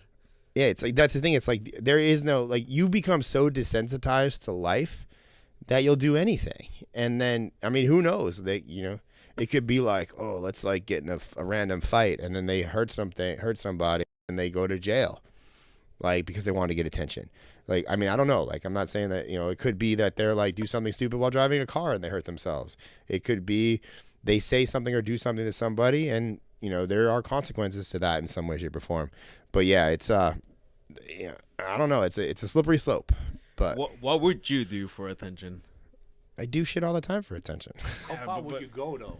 Yeah. I don't know. It's hard to say. You become so desensitized. Like, you have to aggressively control your head and what you're willing to say and do to get views, because at some point somebody's like, yo, I want to buy a Lamborghini, and they bought a Lamborghini and they put it in a video and it got them a fuck ton of views. Then they're like, oh, let's buy a mansion. They put it in a video and they got a fuck ton of views and they made more money. Then they're like, oh, let's go to Bali. Let's do this. Let's put it all on the internet. Let's do this. That person's like, his name's Ty Lopez. It worked out pretty well for him. But on the other end of the spectrum, it might not have. He could have gone broke trying to get views, But I think we're in an era that it's like there will always be somebody that will go one step further to get views than you might be comfortable going. So you have to ask yourself that question. Am I willing to go there? And this is, not just to get views, because as you grow on the internet, your responsibilities grow. Like, if I don't get views, 14 people don't have a job. My family doesn't get supported. Like, it's pressure. So when the question of like, what would you do to get views? It's like, I don't know. What would you do to feed your kid? Mm-hmm. It's the same question, So it's like, what do you do to stay relevant? Yeah. What do you do? Like, what if your business is losing money and you have to make money, or else you have to fire somebody? And not every business owner wants to fire somebody. Like, that is a shitty situation to be in, like to fire somebody. It sucks. It's not good. Sometimes it's good. Some people just fuck up. You got to get them out. But for the most part, it sucks. It's a bad conversation to have. Nobody's happy. But if your views are tied to revenue, which mine are, like, and the expectation that our clients give us to get them views is also tied directly to my revenue. So we have to show up for the clients and we have to get them views. So there's a lot of pressure, a lot of responsibility. Not everybody can handle that. So, I mean, and you see it all the time. Like, mental health is a, YouTube mental health and making videos is a real problem, because like, I mean, I'm not going to say the Island Boys have got their heads together, because clearly they don't, but I know a lot of smart people that have done a lot of dumb shit, and they're like, fuck. In some cases, the consequences are greater than others, but it just seems like the internet is just pushing farther and farther to the extremes, and maybe it'll correct itself. I don't know, but like, you just have to decide, what are your boundaries? What are you willing to do? Where are you going to go? But I just know if you stay boring, you're not going to get views. So that's my rant on getting views. Yeah. What would you guys do? That's a hard question to ask, because it's like, well, they don't know what they don't know yet, because they don't feel the pressure yet. If you knew right now, let's say you couldn't afford a Ferrari at all, but for some reason you had the ability to get approved for the loan for the Ferrari. Like, the internet is so powerful that, like, let's say that you got that loan and you got that Ferrari and you did something with it that you knew would make money, and you made money from getting that Ferrari. Now you just push the boundary. Like, you will buy an overly expensive car to get views. What's next? A yacht? Like, the Ferrari made you money, so the yacht's going to. Surely. So it's like you yourself have to decide what the boundaries are and what you're willing to do. But at the end of the day, a Ferrari will get you views. A Ferrari will get you attention. A Ferrari will get people talking to you. And if you're smart, you can turn that into money. Yeah, but that, if you buy the knowing that you will turn it into a profit at some point, then that was a smart buy. I mean, it's a calculated risk. Yeah, it is. But like, what if you're just a young dude sitting at home, you're like, I gotta make it big on Instagram, and you do that. Like, it's a gamble. Like, that stuff's like, you're better off going to Vegas and playing war. You have better odds, 50-50. Yeah, I mean, everyone has a threshold with how much money they can afford to lose. Yeah, I just think it's nobody knows the pressure and the intricacies of it until you're living it. Because even I didn't when I started. But you also gotta push, otherwise you don't know. Yeah, well, that's the thing. You do have to, like, you being humble does not make you money on the internet. It's like humble and safe. Yeah, like, yeah, being safe doesn't make you money on the internet. Like, you got to be risky. You got to be, go. Try new stuff. But yeah, that's my rant on getting views. As you can see, it's a conversation I've had with myself, which I would urge any of you guys to have. And influencer overnight, you are not late. Oh, yeah, you're not late. It's only 10:40. What up, Ami Fit? We don't need sleep anyway. I got to get up. My daughter's starting sorry, she did that a while ago. My daughter's starting second grade tomorrow, so my day will now be starting at like 5:45 when I have to get up because she has to be to school by 7:05. How much traffic is in the mornings? My school is in the neighborhood, so it's less than 5 minutes away, which is part of the reason why we moved to that neighborhood. So, is that the one that's close by when you're driving to you? Like, yeah, you there's pass a big it. School. It's huge. It's a big elementary school. I'm not going to say what it is because this is the internet. On that note, though, how you feel about social media and like having like a child? I don't know. I don't show my kid that much on my social media. No, I mean like she's growing up, or with that. How do you feel about that? Yeah, I mean, I think the internet that my daughter is going to experience, or anybody with kids right now, is going to be so fucked up. Like, with AI and, like, deep fakes and... But is it fucked up, or is it just in relative terms to the life you grew up experiencing, which was pre all this need for attention on online? I don't know. I think it's... Again, I think it comes back to what we were just talking about with, like, desensitization to things. Like, you have to control, like, what your kids watch because, like kids' YouTube is, like... It's a good place. There's a lot of good creators, but it's, like... There's children with vlogs, and that's who are children going to watch? Other children. Like, they're not watching Casey Neistat. The kids are like 5, 6, and 7. They're watching, and like, I know a lot of big creators that are parents started vlog channels for their children, and they're outperforming their own channels. Like, the point being is kids watch things over and over and over again, so the ad revenue is huge, and then they're being infiltrated by ad revenue, and just like when you come on camera, you amplify yourself. So these kids are talking louder and more obnoxious and some of the shit. Like, I have to like be like, Chandler, what the fuck are you watching? Like, and even we have the parental controls on and we're like paying attention to it pretty aggressively. Like, I just hear stuff, because I don't want to listen to it with headphones. I want to hear that shit, in case, I hear something, but I mean, I can't be intently listening 100% of the time. So it's like, there is that risk and inherent, that she's going to hear things. But I think take that. And then it's like, I mean, imagine growing up middle school, high school with an Instagram account. Like, fuck. I couldn't imagine that social pressure, like, in high school of being like you either popular or you're not.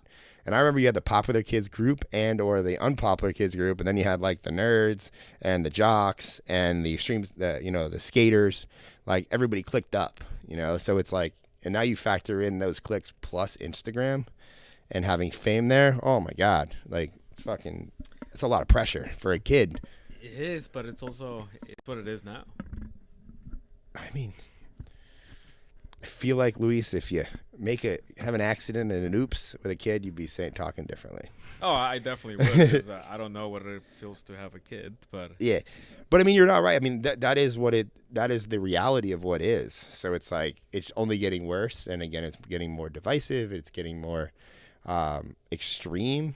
So it's like, I think I'm just gonna have conversations with my daughter about that stuff. Because I don't try to talk to my kid like she's a kid anyways. I try to talk to her like an adult, which sometimes works better than others, but not always. Fitzy, it's always 9 to 11-ish. Ish. Usually 12. Last week it was 12. Tonight. Yeah, last week. Last week we just went. Yeah, on that note, we should have known what's happening next week. You're traveling. I am traveling next week. So guys, in the comments, I would love your help on this. So next week, next Wednesday, I want to stick to my live, but I am not going to be here. I'm going to be in California. I'm going on a podcast in the day. It's a pretty good size one. And then I'm invited to a networking event 2 hours after the podcast with supposedly like around 100 people. It's in San Diego. They do it once a month. But my conundrum right now is, do I live stream me at a networking event? That'll be dope. Or do I share an older video or a newer video of one of my presentations at the same time? So I'm not actually live, but it will show as it would be live because we have that capacity. That's a good idea. Next week. So in the comments, like Or now the free, oh. podcast live. Or I can potentially do the podcast live, but that's much earlier in the day. It's 1 to 3, I believe, California time. Now, the only problem with all this, though, guys, is that I need to bring a person with me and have the gear to do this. We got the gear. I got you. Fitzy has the gear, but I don't know if Dan knows how to use it. Hidden cam again. Live stream at the There's event. like a lot of live streams at events. That's what I wanted to do at WealthCon. I know, but WealthCon, I have a problem when technology isn't seamless. It throws me off my game. Like, we almost lost. I almost, walked off. Josh Bellinger again. Ah, the homie. Perseverance. Oh, Josh, you're the man. Gotta tell Josh what happened. What do you mean, what happened? Stream. I'm about to fund the podcast equipment at this point. That's buy on better Fitz. dongles. I told Fitzy to get what he needed. So there was not there's no cap there. I got to have good shit on the stream. But I also don't know what to buy. And Fitzy's like my guy. So I got it. So, and he's like, let's save a little bit of money here. But We'll make the money. Well, Influence overnight. I'm not actually, so the networking event I'm not speaking at. I'm just going to be there as, I'm just there. It's an invite thing. So, I'll just be having random conversations with people. I'm probably going to be drinking, effed up live, apparently, on YouTube for maybe an hour. I don't know if I'm going to go the whole length because, and the conundrum here is I'm going to make money at that event. There's probably potential clients there. There's connections. And not saying that this won't make me money, but this is long-term money. And that's, dream. So it's like it's a catch-22 because I have a business. I need to run my business. I need to bring on new clients and do this. So that's where I'm but I don't want to miss my lives. I missed one because of Vegas internet, and I'm going to stand by that. Luis was like, let's just put the phone up. I was like, it's going to be blurry through a potato. Ellen says, TikTok live. We can't Oh, hear. there we are. We're back. Excellent connection now. Jeez. So it's Oh, God, I need a drink. Oh, What's your drink of choice? what's your drink of choice, Fitz? it was rum and coke back in the day. What do you mean was? What's it now? What do you drink instead? I drink this here. Look at that. This is the Liquid Death. I got another mango chainsaw from last week. That is a banger. You gotta try that one. I've had this one before. Yeah, I really dig them. Oh, well, live streaming is very stressful. Not It gonna is. lie. Let's all give Fitzy a shout out because Fitzy's kicking ass. I want to give him some love. I usually can always fix it, but there's sometimes hiccups. Yeah. It's very annoying. And that's the thing.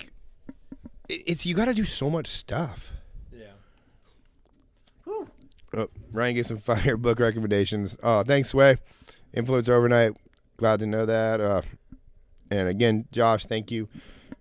The funny thing is I haven't taken any money out of YouTube yet because I haven't connected it to my bank account. We gotta do that. I need to do. We gotta do that. Also, for other book recommendation, Trust Me, I'm Lying, Confessions of a Media Oh, Manipulator. yeah, that was a good one by too. Ryan Holiday. Ryan Holiday, who is a Robert Greene mentee. That is my favorite book when it comes to manipulating the narrative of the video so you get the message that you want to say. It's great. You love that one. That's like your favorite book. It had a lot of like aha like moments that just let me take control of the videos and be more confident just editing to get views. But well, yeah, I mean, we can go into. I mean, we can still keep doing some Q&A if anybody wants to send in some questions. Or talk about the fight. But yeah, we can talk about the Jake Paul fight. Did you watch that? I watched it from a bar in Washington D.C. It wasn't playing at the bar. One of the attendees was playing it. A graphic sec said, "Why can't Fitz and Luis take over for the week?" And you know, I mean, I don't know that I would be opposed to that. option 4. We could just have Ariana and Luis on here. Yeah. Oh, like us replacing you? Yeah, that would work. I mean, Ari is full of knowledge. I was trying to get her here You guys tonight. need her. Yeah, anybody with a business needs operations, and Ari's the shit. We got some good questions coming in. So Influencer Overnight said, how much did it cost to build the studio you're in now, like a car, as far as the walls and lighting? So the studio I'm in now is roughly 200 square feet. It's like a big rectangle. I was specifically looking for something with no windows because I wanted to light it with my own lights, and it was reasonably priced. This studio, I think it's like right around $1,000 a month here at this co-working space in St. Petersburg. And the next step was I just like the sound look with the walls. And so I bought enough to cover the whole thing. More so for the look, because they really don't do a lot. Like, because right beyond, I know you guys can't see this, but like beyond the rocket light is like what they call the phone booth, which is supposed to be a private booth you can have phone conversations in. And anybody who's in there, I can hear everything, which generally means they can probably hear everything I'm saying in here too. But, I mean, the foam was pretty pricey. I want to say I spent maybe $1,000 foaming the whole place. And then it was like the little intricacies. Like we have a bookshelf in here. Luis, you got the bookshelf, right? I think the bookshelf was like $100. From Amazon. From Amazon. These 2 gray chairs that me and Luis sit in were, I want to say, $150 each. We found really early on we didn't want desks, so we got these like really minimal standing desks. They're on wheels. I know you can kind of partially see it in the screen, but we have 2 of those, and then Ariana brought her own standing desk from her last job. So we have 3 desks in here. The desks, I think, were $100 each from Amazon. I know it's a little out of screen. I have like my charging wall, which I've showed in a few videos. And the charging wall was like pegboard from Lowe's, and then I hung it all myself. And it had some like pegboard organizers, which were maybe $100. What for the foam? What did you Amazon search? It's like sound foam or something. Was there a brand or? No, I mean these were like the stick-on ones. So you just peeled the you didn't have to like glue them with like spray-on adhesive. They just stuck to the wall. The only thing that I did not think about before putting these on was now we've kind of grown out of this studio, and I'm going to be probably having to get a bigger one. And I don't know if these don't peel off easy. It's not a problem. We're gonna pay. Was it $500 for the? I think I'm gonna eat the deposit. It's fine. It's $1,000. Yeah. So I think I might just say keep that security deposit and you deal with the foam.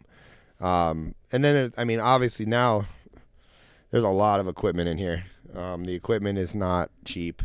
The lights are though. Like the party tree was only $100 from Amazon. Did it change colors? It does change colors, but we like to leave it there. And then this light I got off an ad on Instagram, and I overpaid for it. $60, right? $60 for that. You can get it on Amazon for like $20. My MacBooks behind me are like $1,000 or so, $2,000 a piece. But the cameras, I mean, Fitzy, what do you think the live stream setup you got is?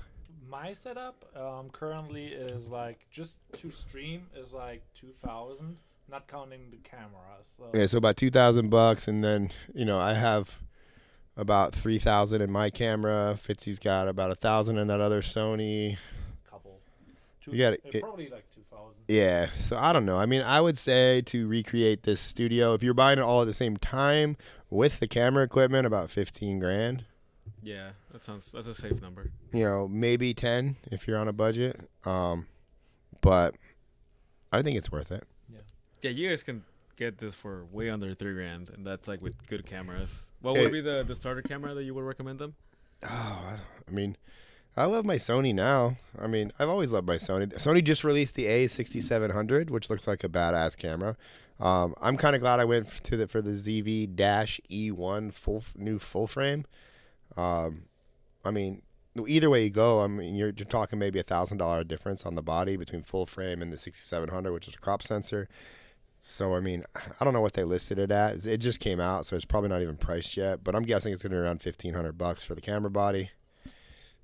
My lens is like $1,800. The Gmaster 16-55 f2.8. Then you can get a mic set up. You can get away with the Rode Wireless Go 2s for like $500. And that's a fucking dope ass camera. Mm-hmm. Well, we got a comment from Josh. Yeah. He basically asked, I reposted a viral clip with edit you suggested in the second podcast that has a 600K on IG and did nothing on TikTok. I do have another edit to post. When should I post that? Right now. Right now? Right now. Fire away. And if it doesn't work, do it again. He says that Josh also says that he loves his ZV-E1. Well, ZV-E1. You gotta say the dash, man. No, because there's like a bunch. They're all like the same. Yeah. What does ZV stand for? I don't fucking know. You know everything. Make it up. Graphic Sack says that rubbing alcohol takes it off easy. Oh, nice. Good to know. Still might not be worth me just eating that security deposit. These are pretty tall. I mean, I'm sure. I just want to let everybody know that when I was like, it took me about 2 weeks to kind of set up the studio. And Luis did absolutely nothing. He just watched me every day and talked to me. I opened the foam up so it would like expand. So yeah, Luis just unwrapped the foam and then still stood there, drank coffee, and watched me lay all the foam panels. The reason I did that is because I know if I contributed to like his vision that he had for how it would have to look, I would just be in the way. I don't. Yeah, to a degree, I would be. It's probably because like you were excited for the studio, and you probably already had like a mental picture of I did. How it should I had a look vision. I had a vision. So if I went with my let's just try something cool here, you would have been like, cool initiative, but like no. But I do like the foam just because I think it just looks cool. But it's like now everybody kind of has the foam fake podcast look. It's a good look. It's a good look. Oh, all right, just texted. But yeah, this is a question from Sway said, you mentioned that as your audience grows, your responsibility grows. What is the long-term impact you want to make in the world with your content and brand? It's a little undecided at the moment. I'm just trying to grow and keep growing. I'm kind of happy where it is right now, but you got to stay moving forward. So I'm always curious how the internet sees me. Like what content they like, because it seems nobody cares whether or not I do have a niche, at least by the views and the response I get from talking to people that actually watch my videos. So I think right now I'm going to keep doing the same thing and see where that takes me. Let's see. Ooh. Let's see. Can you talk on your ideal workflow for a short form video? Example, I like to use hook, disqualify, quality, relate, and conclusion. That's from Alan Standish. Alan, I don't put that much thought into it. I do put thoughts in the hook, and I think about what I'm going to say after the hook. And then I just simply try to make an educational video. And I try to deliver it in a way that holds somebody's attention. You do have like a style of talking though, which it would need to be broken down, but naturally you kind of add more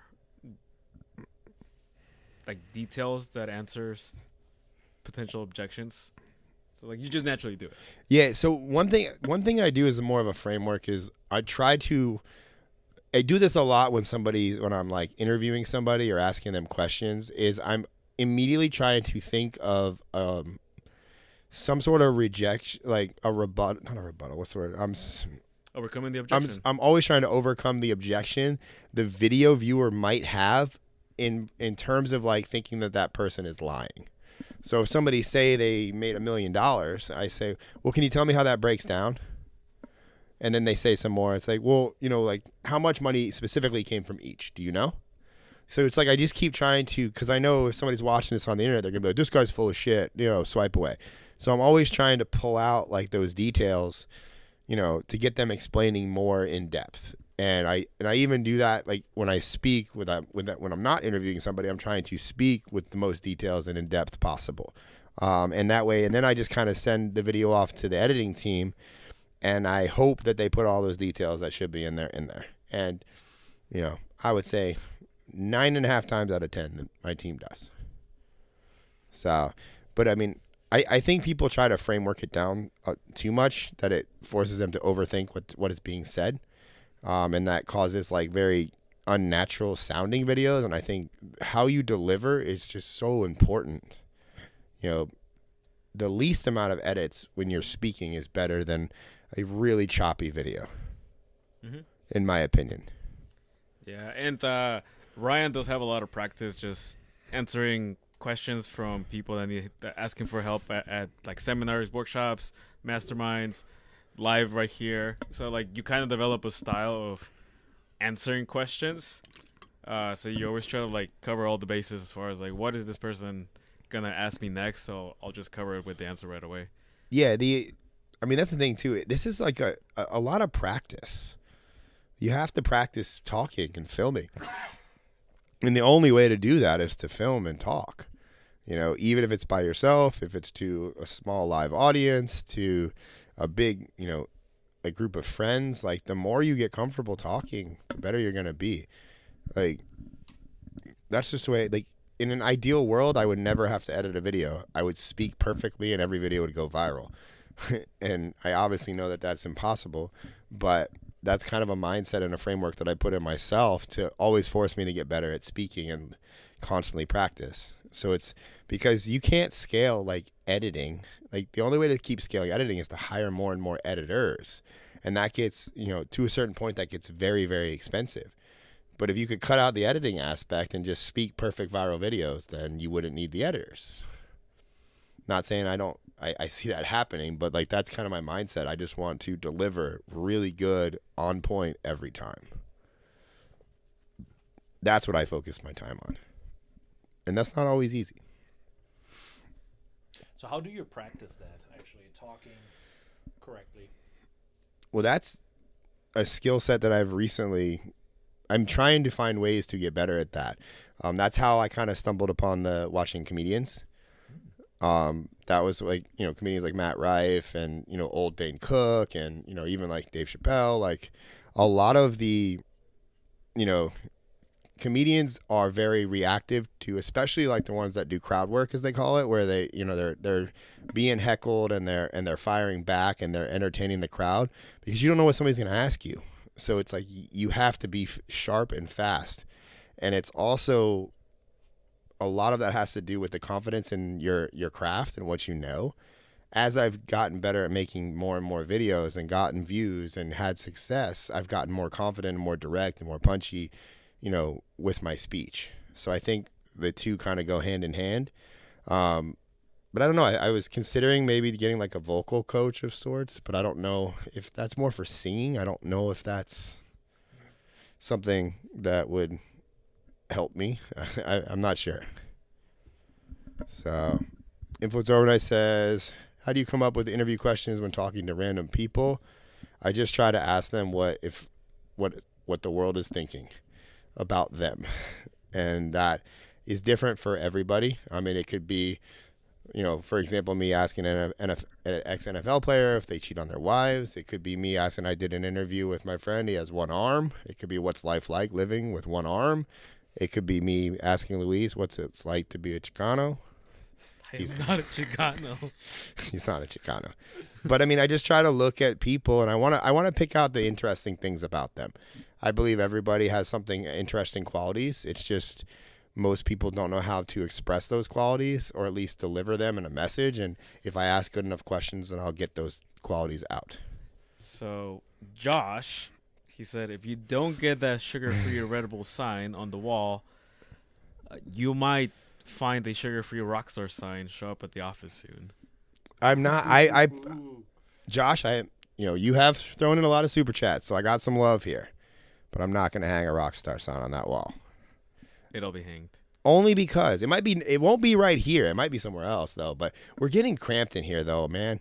I think I have like 7 more months with my lease right now. I don't want to break a lease, but we need a bigger. I don't want to build a whole nother studio too, because for me to do it right, I would have to have this studio and then get the new one, and then spend a few weeks or a month building the new studio. You guys should both. Should we build the new, bigger, better? Well, I don't want to say better. Well, everybody's going to say yes on that. Oh, like, sure. Just answer yes, we should. No, this one's great. Just make it nicer, even though it's already nice. Well, it's not that this one isn't nice. I think it is. It's just it's cramped, man. This is like... Because now we got 4 people at the studio. Yeah, and Ari said she wants to be here. So she just got back from traveling for a month. She's been fully remote. So, yeah, that'd be 4 people in here on the stream night, or any given time for that matter. Sav said yes. Oh, boy. Sav, when you're back, you're going to be in the party chair. Yeah, we need you here. No pressure, Sav. You're going to get I believe everybody that sees these wants your editing knowledge. But Influencers Overnight said, I was watching a video from Dan Henry, and he said he got good at speaking from mimicking Jim Carrey. Is Dan a good speaker, though? I like Dan. He sells a lot. He makes a lot of money online. I think... he's a good presenter. I don't necessarily know. I think there's a difference, though. There's, sales presenters. And then there's, to go back to comedy again, there's, people that can, I have practiced my show start to finish really well. But I think it's a different skill set to be a spontaneous type of speaker, where you're just taking questions and you're firing things off, and it's things like this, talking for 2 hours or 2.5 hours without a very detailed plan. We have loosely started to structure these shows, but again, it's a lot. It's just you guys ask me questions, we twine that, we do stuff. So it's I just think there's a difference in speaking. But there's definitely something to learning from comedians. Mm-hmm. The timing they just do is on point. Yeah, delivery is everything. You can do anything with, if you say it at the right time, it makes a much better impact. But it's 11:08. We had some technical difficulties, so I gotta go a little longer. Josh asked another thing. What could be controversial talking head style videos with hooks? I've tried to do a few, and they need work. For instance, here's how was Street Runs the world with your money. Yes, how Wall Street runs the world with your money. Well, those are hard, it'll be more like how Wall Street is scamming you. Yeah, here's how here's interesting things people don't know about Wall Street. Yeah, or exposing basically things that Wall Street doesn't want you to know. Yeah. You gotta you just gotta put your frame of mind in as you're for the people, meaning for the audience. What is the audience thinking? What does the audience want to know that Wall Street is not telling them? If you do that for everything, you're in a good frame, and then the questions kind of cover, and then the questions kind of come from, I don't believe anything's true, so prove it to me with how you explain things. Mm-hmm. So you would benefit from watching a lot of tax hack videos, because they're always exposing how to play the tax game. Mm. And a lot of them are really broken down into, you gotta go use this code, blah blah blah, Like the Augusta rule is a good one. I feel like that one's overplayed though. It is, but I'm just talking about from the framework of like how to use like that rule to save money on taxes. Yeah, so many people have done the Augusta rule, but it's just a framework on how to describe. What is that rule? It means that any car over 6,000 pounds is a tax write-off if it's a tax write-off within the same business year. That is not that one.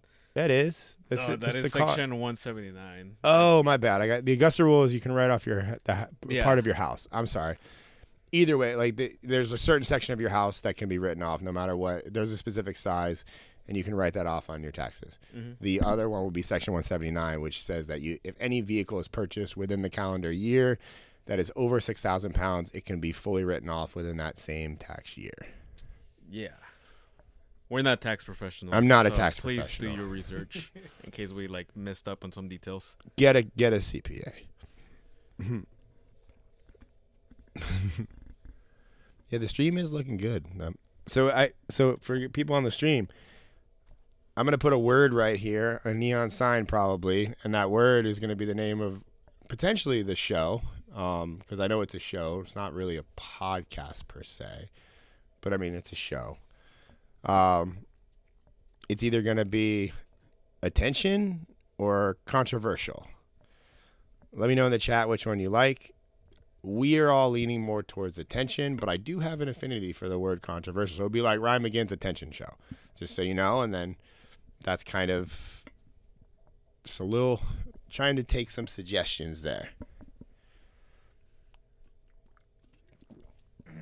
So I'll let you guys type that if you wish. I know there's a few people on here late at night. So what is the goal with the show so that they know what is that? That's what I ask you every week, Fitz. It's to teach you how to get attention. So Yeah, you get it more would be views to on your teach you video. how to get attention to get more views. Like, everything is attention. You know, you need to get attention to get views online. You need to get attention to get followers online. You need to get attention to reach people to sell your products online. You need to get attention to be relevant online. I mean, it literally is Well, the one that's- thing that controls everything. That is like the point of life, because if you get no attention, then you don't get a partner and you die alone. Wow. That's dark. That was dark. No, I've talked with Mo a lot about this. Mo? Yeah. Oh, we have quite a few for attention. Ami said viral show. I want to stay away from the word viral. Why? Just because it just insinuates video and or sickness. So Oh, the controversial one? no, Ami Fit said the viral show, Oh, which we had thought yeah. about that a couple of times, but it's just, you know, And it also kind of forces us to only talk about Yeah, viral I don't- worthy stuff. And yeah, I want to talk about kind of whatever I feel like talking about with a structure. I don't want to limit these to me only talking about video. I will always include video, but you know, I like joking around and saying things about the Island Boys and their weird hair and extreme face tats and the fact that they make out with each other and their brothers. If this gets clipped, there's like the Island Boys are gonna like come at me, and I'll be like, With you- what? like I saw a street like a thing with them versus like Aiden Ross and some other guy, and they like it was like they went to like the your mom jokes. They were talking about like how like Aiden Ross said something. They're like, show me your hairline, and like Aiden Ross was like showed his hairline, and they were like, see you got like I'm like what. it's like And he was like, you guys made out with each other. what did the answer to that? They just started. It was a really short clip. Like, so I don't know the context, nor do I know the stream that it was on. I'm judging by their personality. I know it wasn't a good comeback. Oh, we voted attention. I mean, that's good practice to like know how to keep a conversation going. If you get a comeback and you're like, I'm cornered, like just think about that. Get out of it. But somebody asked, what are some questions we can ask ourselves to flush out more broad topics in our content, like you recommend? I mean, what is your topic, influencer overnight, when you say that?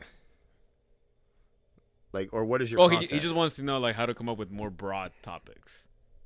Health, wealth, finance, Like, you just got to touch on the categories that, like, people, like, everyday people problems. Like, me and Luis say that a lot. Like, what are your friends' problems, and make content for them. Yeah. Like, yeah, you should probably keep a note doc and just like pay attention to your whole week. Like, what is annoying you? Like, what problems do you see? All those are video opportunities. yeah. And also, only make a video if you have something of value to inject into that topic. You know, like, I try not to make videos of things that I know nothing about. It just never works out for me. I've tried. Like, You would have to be really good at researching and like packaging that in a very organized format and then just saying it. well, Influencer Overnight said I help network marketers automate their recruiting and go full time in their biz. Like, right there, like, all I heard was network marketers, and that's a way to make money. So you help people make money. So I would focus on that. You help people sell themselves, so that's sales.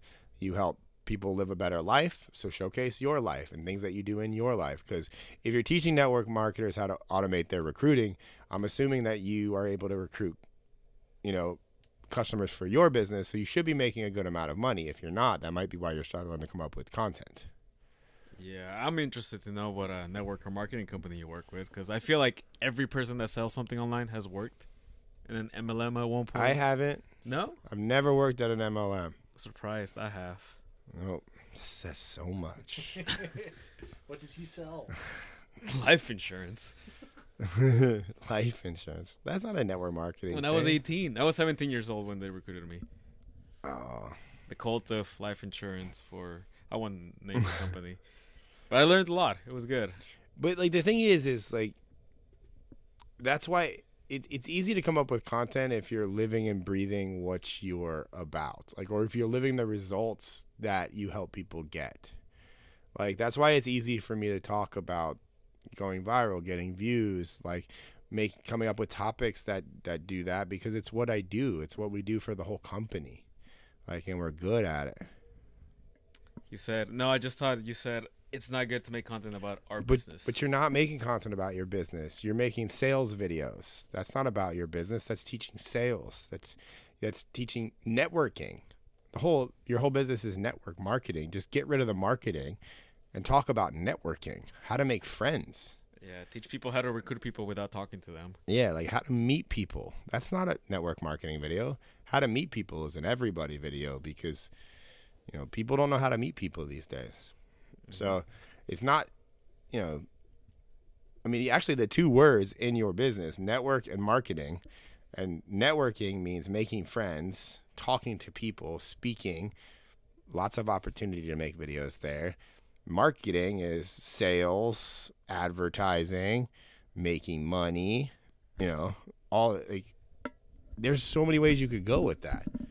But again, like, you got to, if you're making money, the whole thing is you have to be aspirational. You have to be somebody. When somebody follows you on the internet, they need to be attracted to what you're sharing by the fact that they, at some point, or something about you they want.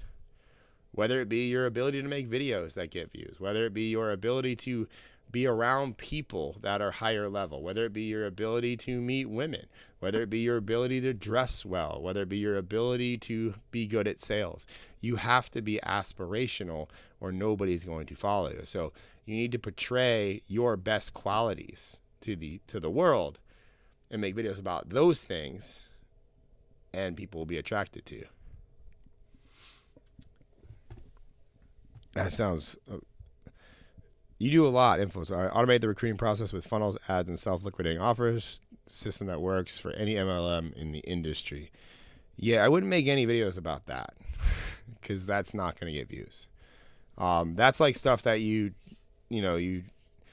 instead of making videos about that, you show people money being made from things like that. Like, here's what's called a self-liquidating funnel, which makes you this much money in your business. That's far more intriguing than, I'm going to teach you how to make a self-liquidating offer. Nobody knows what that is except for other marketers. I know what that is. It means when you spend money on ads and then the offer pays for itself. But your average person isn't going to know what that is. You know. No. Same thing with running ads. Nobody watches videos about running ads because you're at the point in your business that you're running ads. It means you're making probably a lot of money. Yeah, and if you see a lot of these TikTok viral videos that are in the make money industry, they're all just people showing the social proof of like, oh, I made $80,000 last month, like only working 4 hours a week. I have the freedom to travel anywhere. Like if you want to live this lifestyle, like join my stuff. Yeah. Like they're just showing you the lifestyle. They're not telling you exactly how they do it. Yeah, I mean, and that's the thing too. But you can only show the lifestyle so much though until you actually have to show them something tangible to get that lifestyle, and that's where it kind of goes in. Like, and you have to make video. Like, who's your ideal? Like, who are we? I was talking to a woman. She's a fitness coach, and she wants to target like corporate level CEOs, like women corporate level CEOs and high up, like more corporate employees. And she wants to break into the corporate world because generally speaking, you can charge more money when you get into that world, and you can do presentations about fitness, and you can do different corporate wellness. There's a lot more opportunity there than just being a general like online fitness coach. And she has a very good look for that audience. And she was like, well, who do I look for? Like, where do I find these people? And I was like, well, where do successful women shop? And I said, and where do they shop and work out? And I said, Lululemon, Alo Yoga, fuck Fabletics. Like, they're not as wealthy as people that wear Alo and Lululemon, as well as like what gyms they go to, Equinox, Lifetime. They go to the more expensive gyms. Like, they wear certain brands of makeup. So it's like you start targeting your content to the things that your ideal clientele actually uses and consumes. Those are very broad reach videos, and then they come back to your page, and there's also fitness videos because you happen to be a fitness coach. They're going to be attracted. But if you show them, different things about like, the benefits of Lululemon, or like, what you like what you bought, all those things which could be considered flexing on the internet, it's more aspirational because those women are wearing those things too. So you're talking about the things that your ideal person consumes and uses. So that's what it means to be aspirational. And how do you make content? Like, don't make content for your ideal person. Make it for what that ideal person uses, like, and consumes and frequents. Like, where do they vacation? What books do they read? What wines do they drink? What alcohol do they like? What clubs do they go to? What hotels do they stay at when they're on vacation? Like, all these different little aspects of your ideal customer. Like, you don't need to make videos for them. Just make videos on all the stuff they use. And then all those people will find you, and you'll get way more views because it's all about the stuff and not the person. So, but that's different for everybody. Or just have a lot of opinions about a lot of things. That works for me. All right, dope. That helps a lot. No problem, Influencer Overnight. I would also say probably have your name on your YouTube channel. Like, Influencer Overnight kind of sounds like a scam. Just a thought. Don't change that on my behalf.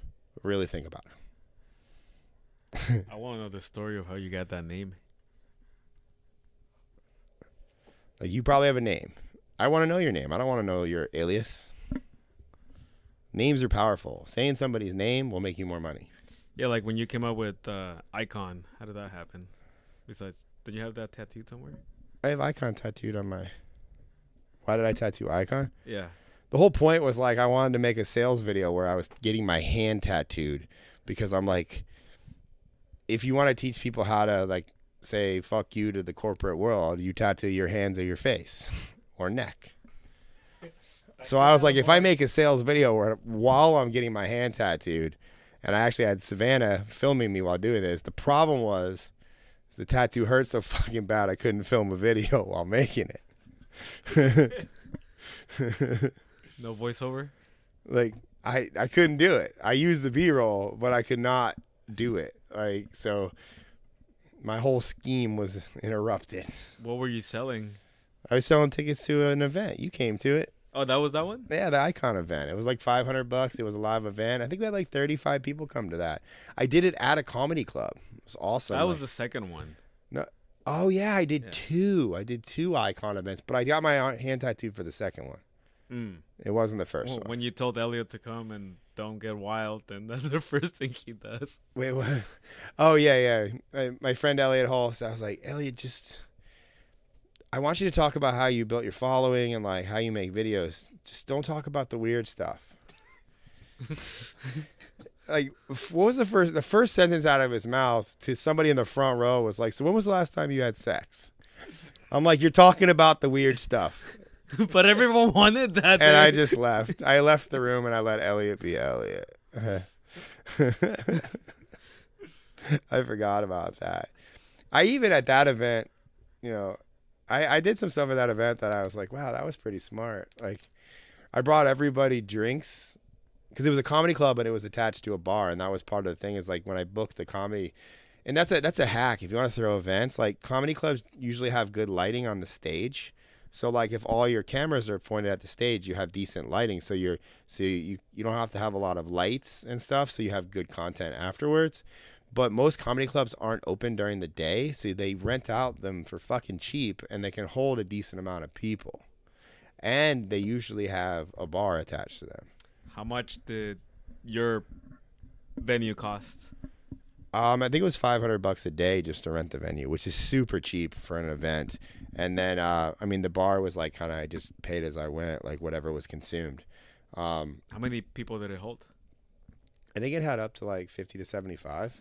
So it was like not a large event, but like more of an intimate event, if you will. And there was like cocktail tables, so people had like places to write on.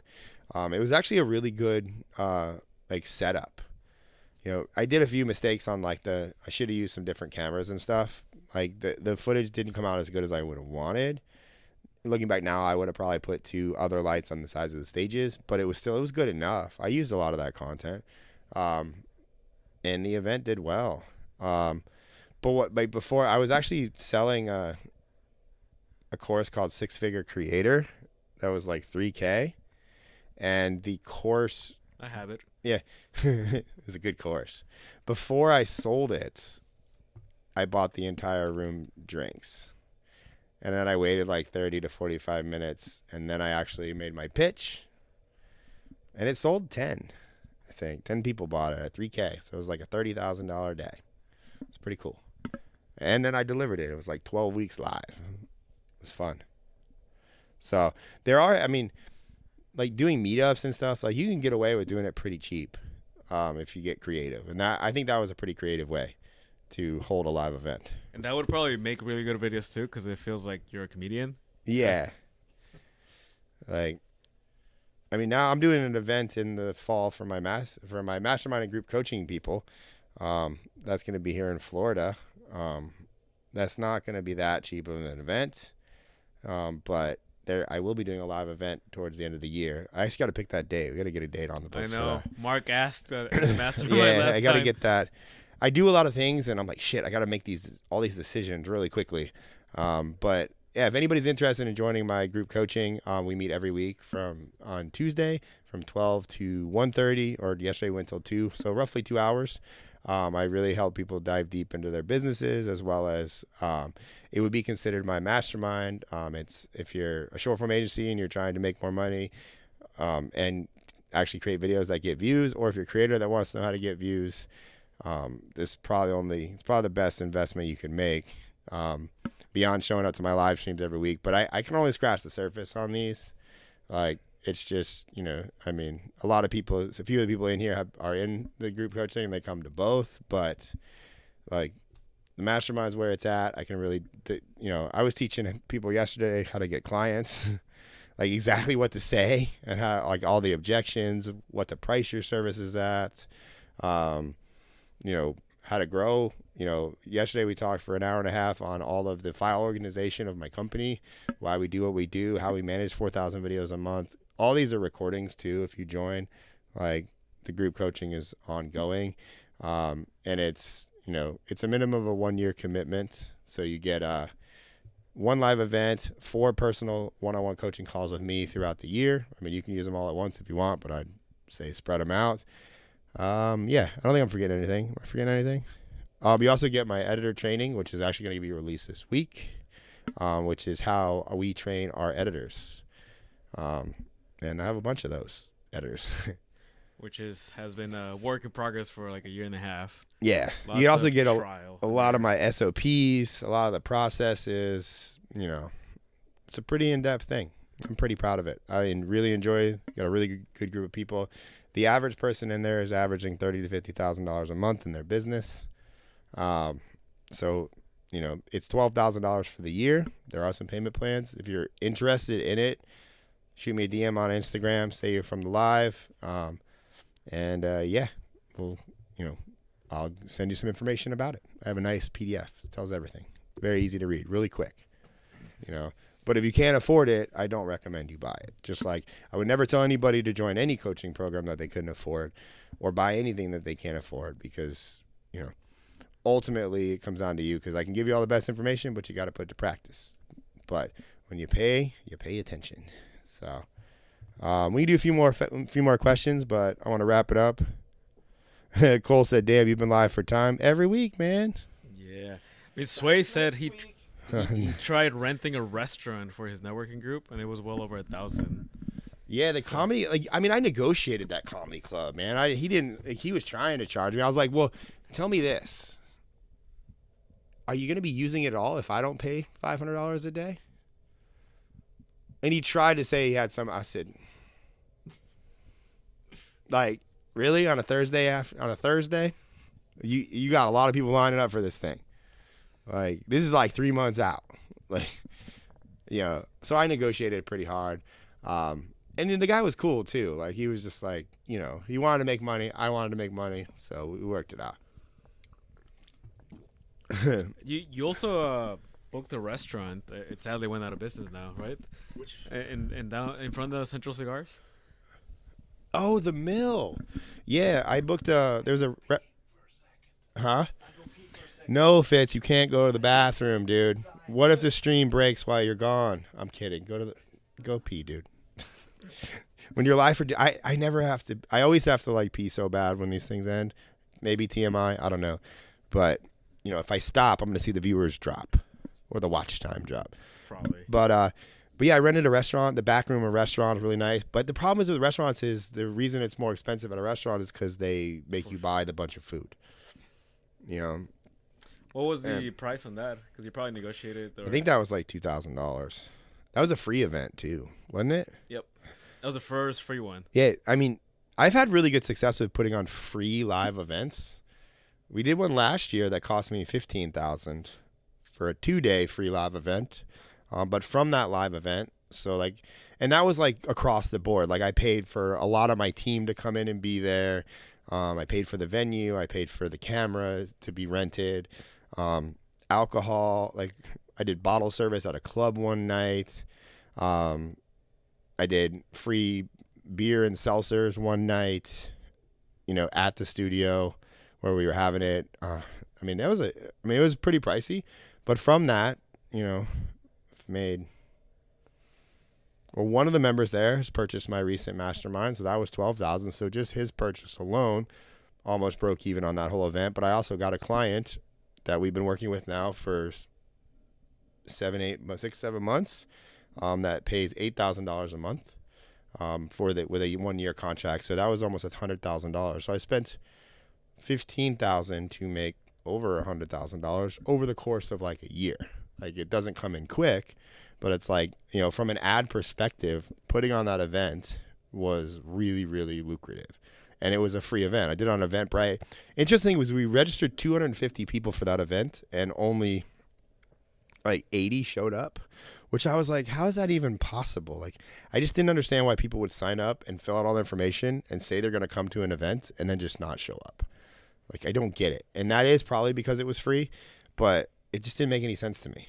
Like, if I can't go to something, I just don't sign up for it. Like I wouldn't do that because it was really hard to formulate, like, because we also did like name badges. We did like all the stuff that you see at events that you guys as attendees have no idea how much it costs. Like those little name badges and shit cost money per badge, you know, and then we wanted to do some t-shirts, like some swag, you know, so it just adds up. So Create364 said mainstream doctors don't learn nutrition medicine. Is it possible for nutrition medicine doctors to make videos to attract this mainstream docs that goes viral, or the niche is too narrow?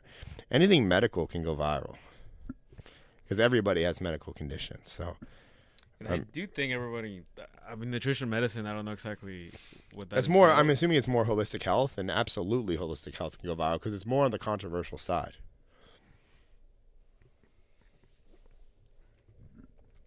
Sway said, Ron's a killer negotiator, man. Said, give me the comedy club and your credit card. I didn't say buy now. I said, give me your credit card. No, he took your credit card. Take my credit card. Yeah, I was like, just let me give you my card right now. Let me. Can I pay for it up front? That's another thing too. If you pay for things up front, like you can negotiate a lot. Like people love those one-time payments. But well, cool. Well, I mean, you know, you've 20 seconds to drop in your last comment. Because I'm gonna head out. I got to be up early. Cajun Ventures asked if you're accepting new clients. I mean, we're always accepting clients, but it's a matter of like, is it the right client? And I say that from a perspective of we are slightly selective at who we work with due to the amount of work that we do, the amount we travel, I would say the intimacy that we work with the client over a long period of time, plus is the expectations of a client. What are you trying to do? What is the realistic time frame that we can get this done in? Like if you have very small followers and you want to explode in the next 6 months, that takes a lot of resources. Like, so that's not cheap. Or we also don't know if you can actually sustain the filming necessary to be able to make enough content to make something like that happen. But I mean, yes, like the answer is yes. Like, reach out and we can, chat. Joseph says, love these lives, so much free game, and you need Red Bull to sponsor you for real. I mean, it's if you guys can make that happen. I would love for that to happen, but as of right now, I'm just going to keep buying it because from a perspective of marketing and advertising, Red Bull does not need me. Josh said, how did you get Brandon Carter as a client? He's a few blocks away from me. We were friends. We've been friends for a while. But ironically, and Brandon was one of the first people I reached out to when I started the TikTok agency back when nobody gave a shit about a TikTok agency. And I told him I would do his content for $1,500 a month. And he said no, he wasn't ready at that time. 1 year later, he was ready. And now he pays. I think we started him at 4, then went to 6, and now 10. Yeah.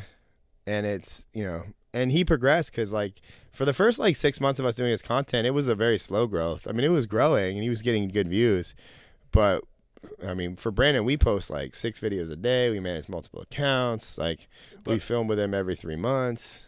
Brandon blew up because of he didn't just stick with personal training content. He started talking about everything, broader stuff. Yeah. Yeah. He took our advice on broad content. I think the bald video was the first non-niche video, and talking about why his teeth are so perfect. And I think after those videos popped off, he was like, "All right, let's fuck around and have some fun." Yeah, it was pretty. I mean, then he blew up. I mean, Brandon's awesome, but also back on what I've been saying a lot of this live, Brandon speaks viral. Brandon is an incredible content creator from a perspective of just his ability to film and deliver his message. The internet does not give enough credit to that, to anybody. Also, Brandon Carter was a rapper, so he knows how to talk and capture, retain people's attention. Mm-hmm. So, I mean, that is a factor, but it's not the only one. Yeah. He's been talking to clients as a personal trainer for years. And he's a good salesman. Yeah. He likes sales. So he's used to building rapport, motivating people, pumping, keep them going. There's a lot, you guys just got to talk to people. Yeah. And I mean, he also lives what he preaches. Brandon's aspirational. Like I've been saying. Influencer Overnight says, Myron Golden said never do events or challenges for free just for the fact that everyone who is there is already a buyer. You mean not a buyer? I feel like, yeah, everybody shies away from free events. Everybody shies away from free everything. But if people haven't noticed, we're in a free economy. People, like, this live is free. Like, you just show up. But this live isn't free for me. Fitzy's, you know, I pay Fitzy to be here. Yeah. Like, and he's running everything. And these cameras ain't cheap. Like, money. You never, like, nothing is free. Like, Dongles. You know, like, so a free event is put on a free event is actually, like, more expensive than a paid event. Like, at least if I said no, I mean, they are buyers. I mean, yeah, I just think I always am torn with, like, I always do free first. I always do a lot of free because the goodwill, like, it pays you on a long enough time frame, and most people are just too impatient to hit that long time frame. Well, you also put it when, like, nobody cared about TikTok. It was like short form vertical videos were still new. Mm-hmm. So it's like the people that have a same feeling with, like, oh yeah, vertical videos are gonna be cool. They'll show up because they just want to learn more. This is still like a small little community, exclusive. Nobody talks about it. Yeah. And I think, like, the free is just like a no-brainer for you to show up. Yeah. And it made a lot of money. I mean, it was definitely lucrative. Like, just like these lives. Like, I mean, people, like, the goodwill is hard to match that. Like, a lot of people we work with, like, it's a battle consistently of ROI to goodwill. To read Josh's comment. I showed my mother-in-law the "What's in my fridge" clip, and it hooked her. That's what she sold me on the broad base. Nice. Was that the fridge video from Brandon Carter? I think, yeah. That's so funny. Yeah, that was definitely a hugely mainstream video. You did that the first time you filmed with him. Like, you're like, oh, what's in your pantry? Yeah, the pantry, like, and then part of that came from because he had the pantry for Yara, which was like his girlfriend's snacks, which are not keto. And that, like, well, what's in your pantry what's in the keto pantry? And then it started from there. Mm. That's how a lot of these videos start. It's just like looking at things that are right in front of you. And everybody's got a pantry, like, with snacks. But, like, his delivery is great because he makes everything extra. Yeah. Talking about paper plates, he's like, fuck, like, glassware. Yeah, you're poor if you use you're poor if you don't throw your plastic away. He just says stuff, and we don't we just let him go. Yeah. Like, well, cool. We can go ahead and end the stream here, guys. Next week it's gonna be a little different. Just for the 1 week, I'm gonna figure out what I'm gonna do there. But if you follow me on social, I'll be letting everybody know what I decide to do. Whether I stream the podcast early in the day, whether I do something pre-recorded, or if I just live stream the networking, which seems to be the consensus of what everybody wants. I just don't know if technology will want that for me. Because, again, like, completely different than holding up a camera and then just filming than it is to live stream from a phone to a camera. Like, because like right here, everything was as optimized as possible for being good, and we still messed up twice tonight. It was YouTube or the internet. Who knows what happened? Yeah, who knows what happened there? But that's it. If you're watching this replay, I go live every Wednesday from 9 to 11-ish. Because today it's 11:43, and I like, comment, subscribe, do all the fun YouTube stuff if you like. Follow me on Instagram, and if you're interested in my group coaching and or the Viral Mastermind on how to make videos that go viral and get 1 million views constantly, hit me a DM on Instagram. Say you're from the live and you're interested in the coaching, and we'll get back to you. Talk to you guys later. What's your Instagram handle? What? What's your Instagram handle? Oh, my Instagram is my name, @RyanMcGinn. All right, we can go now. Peace, guys.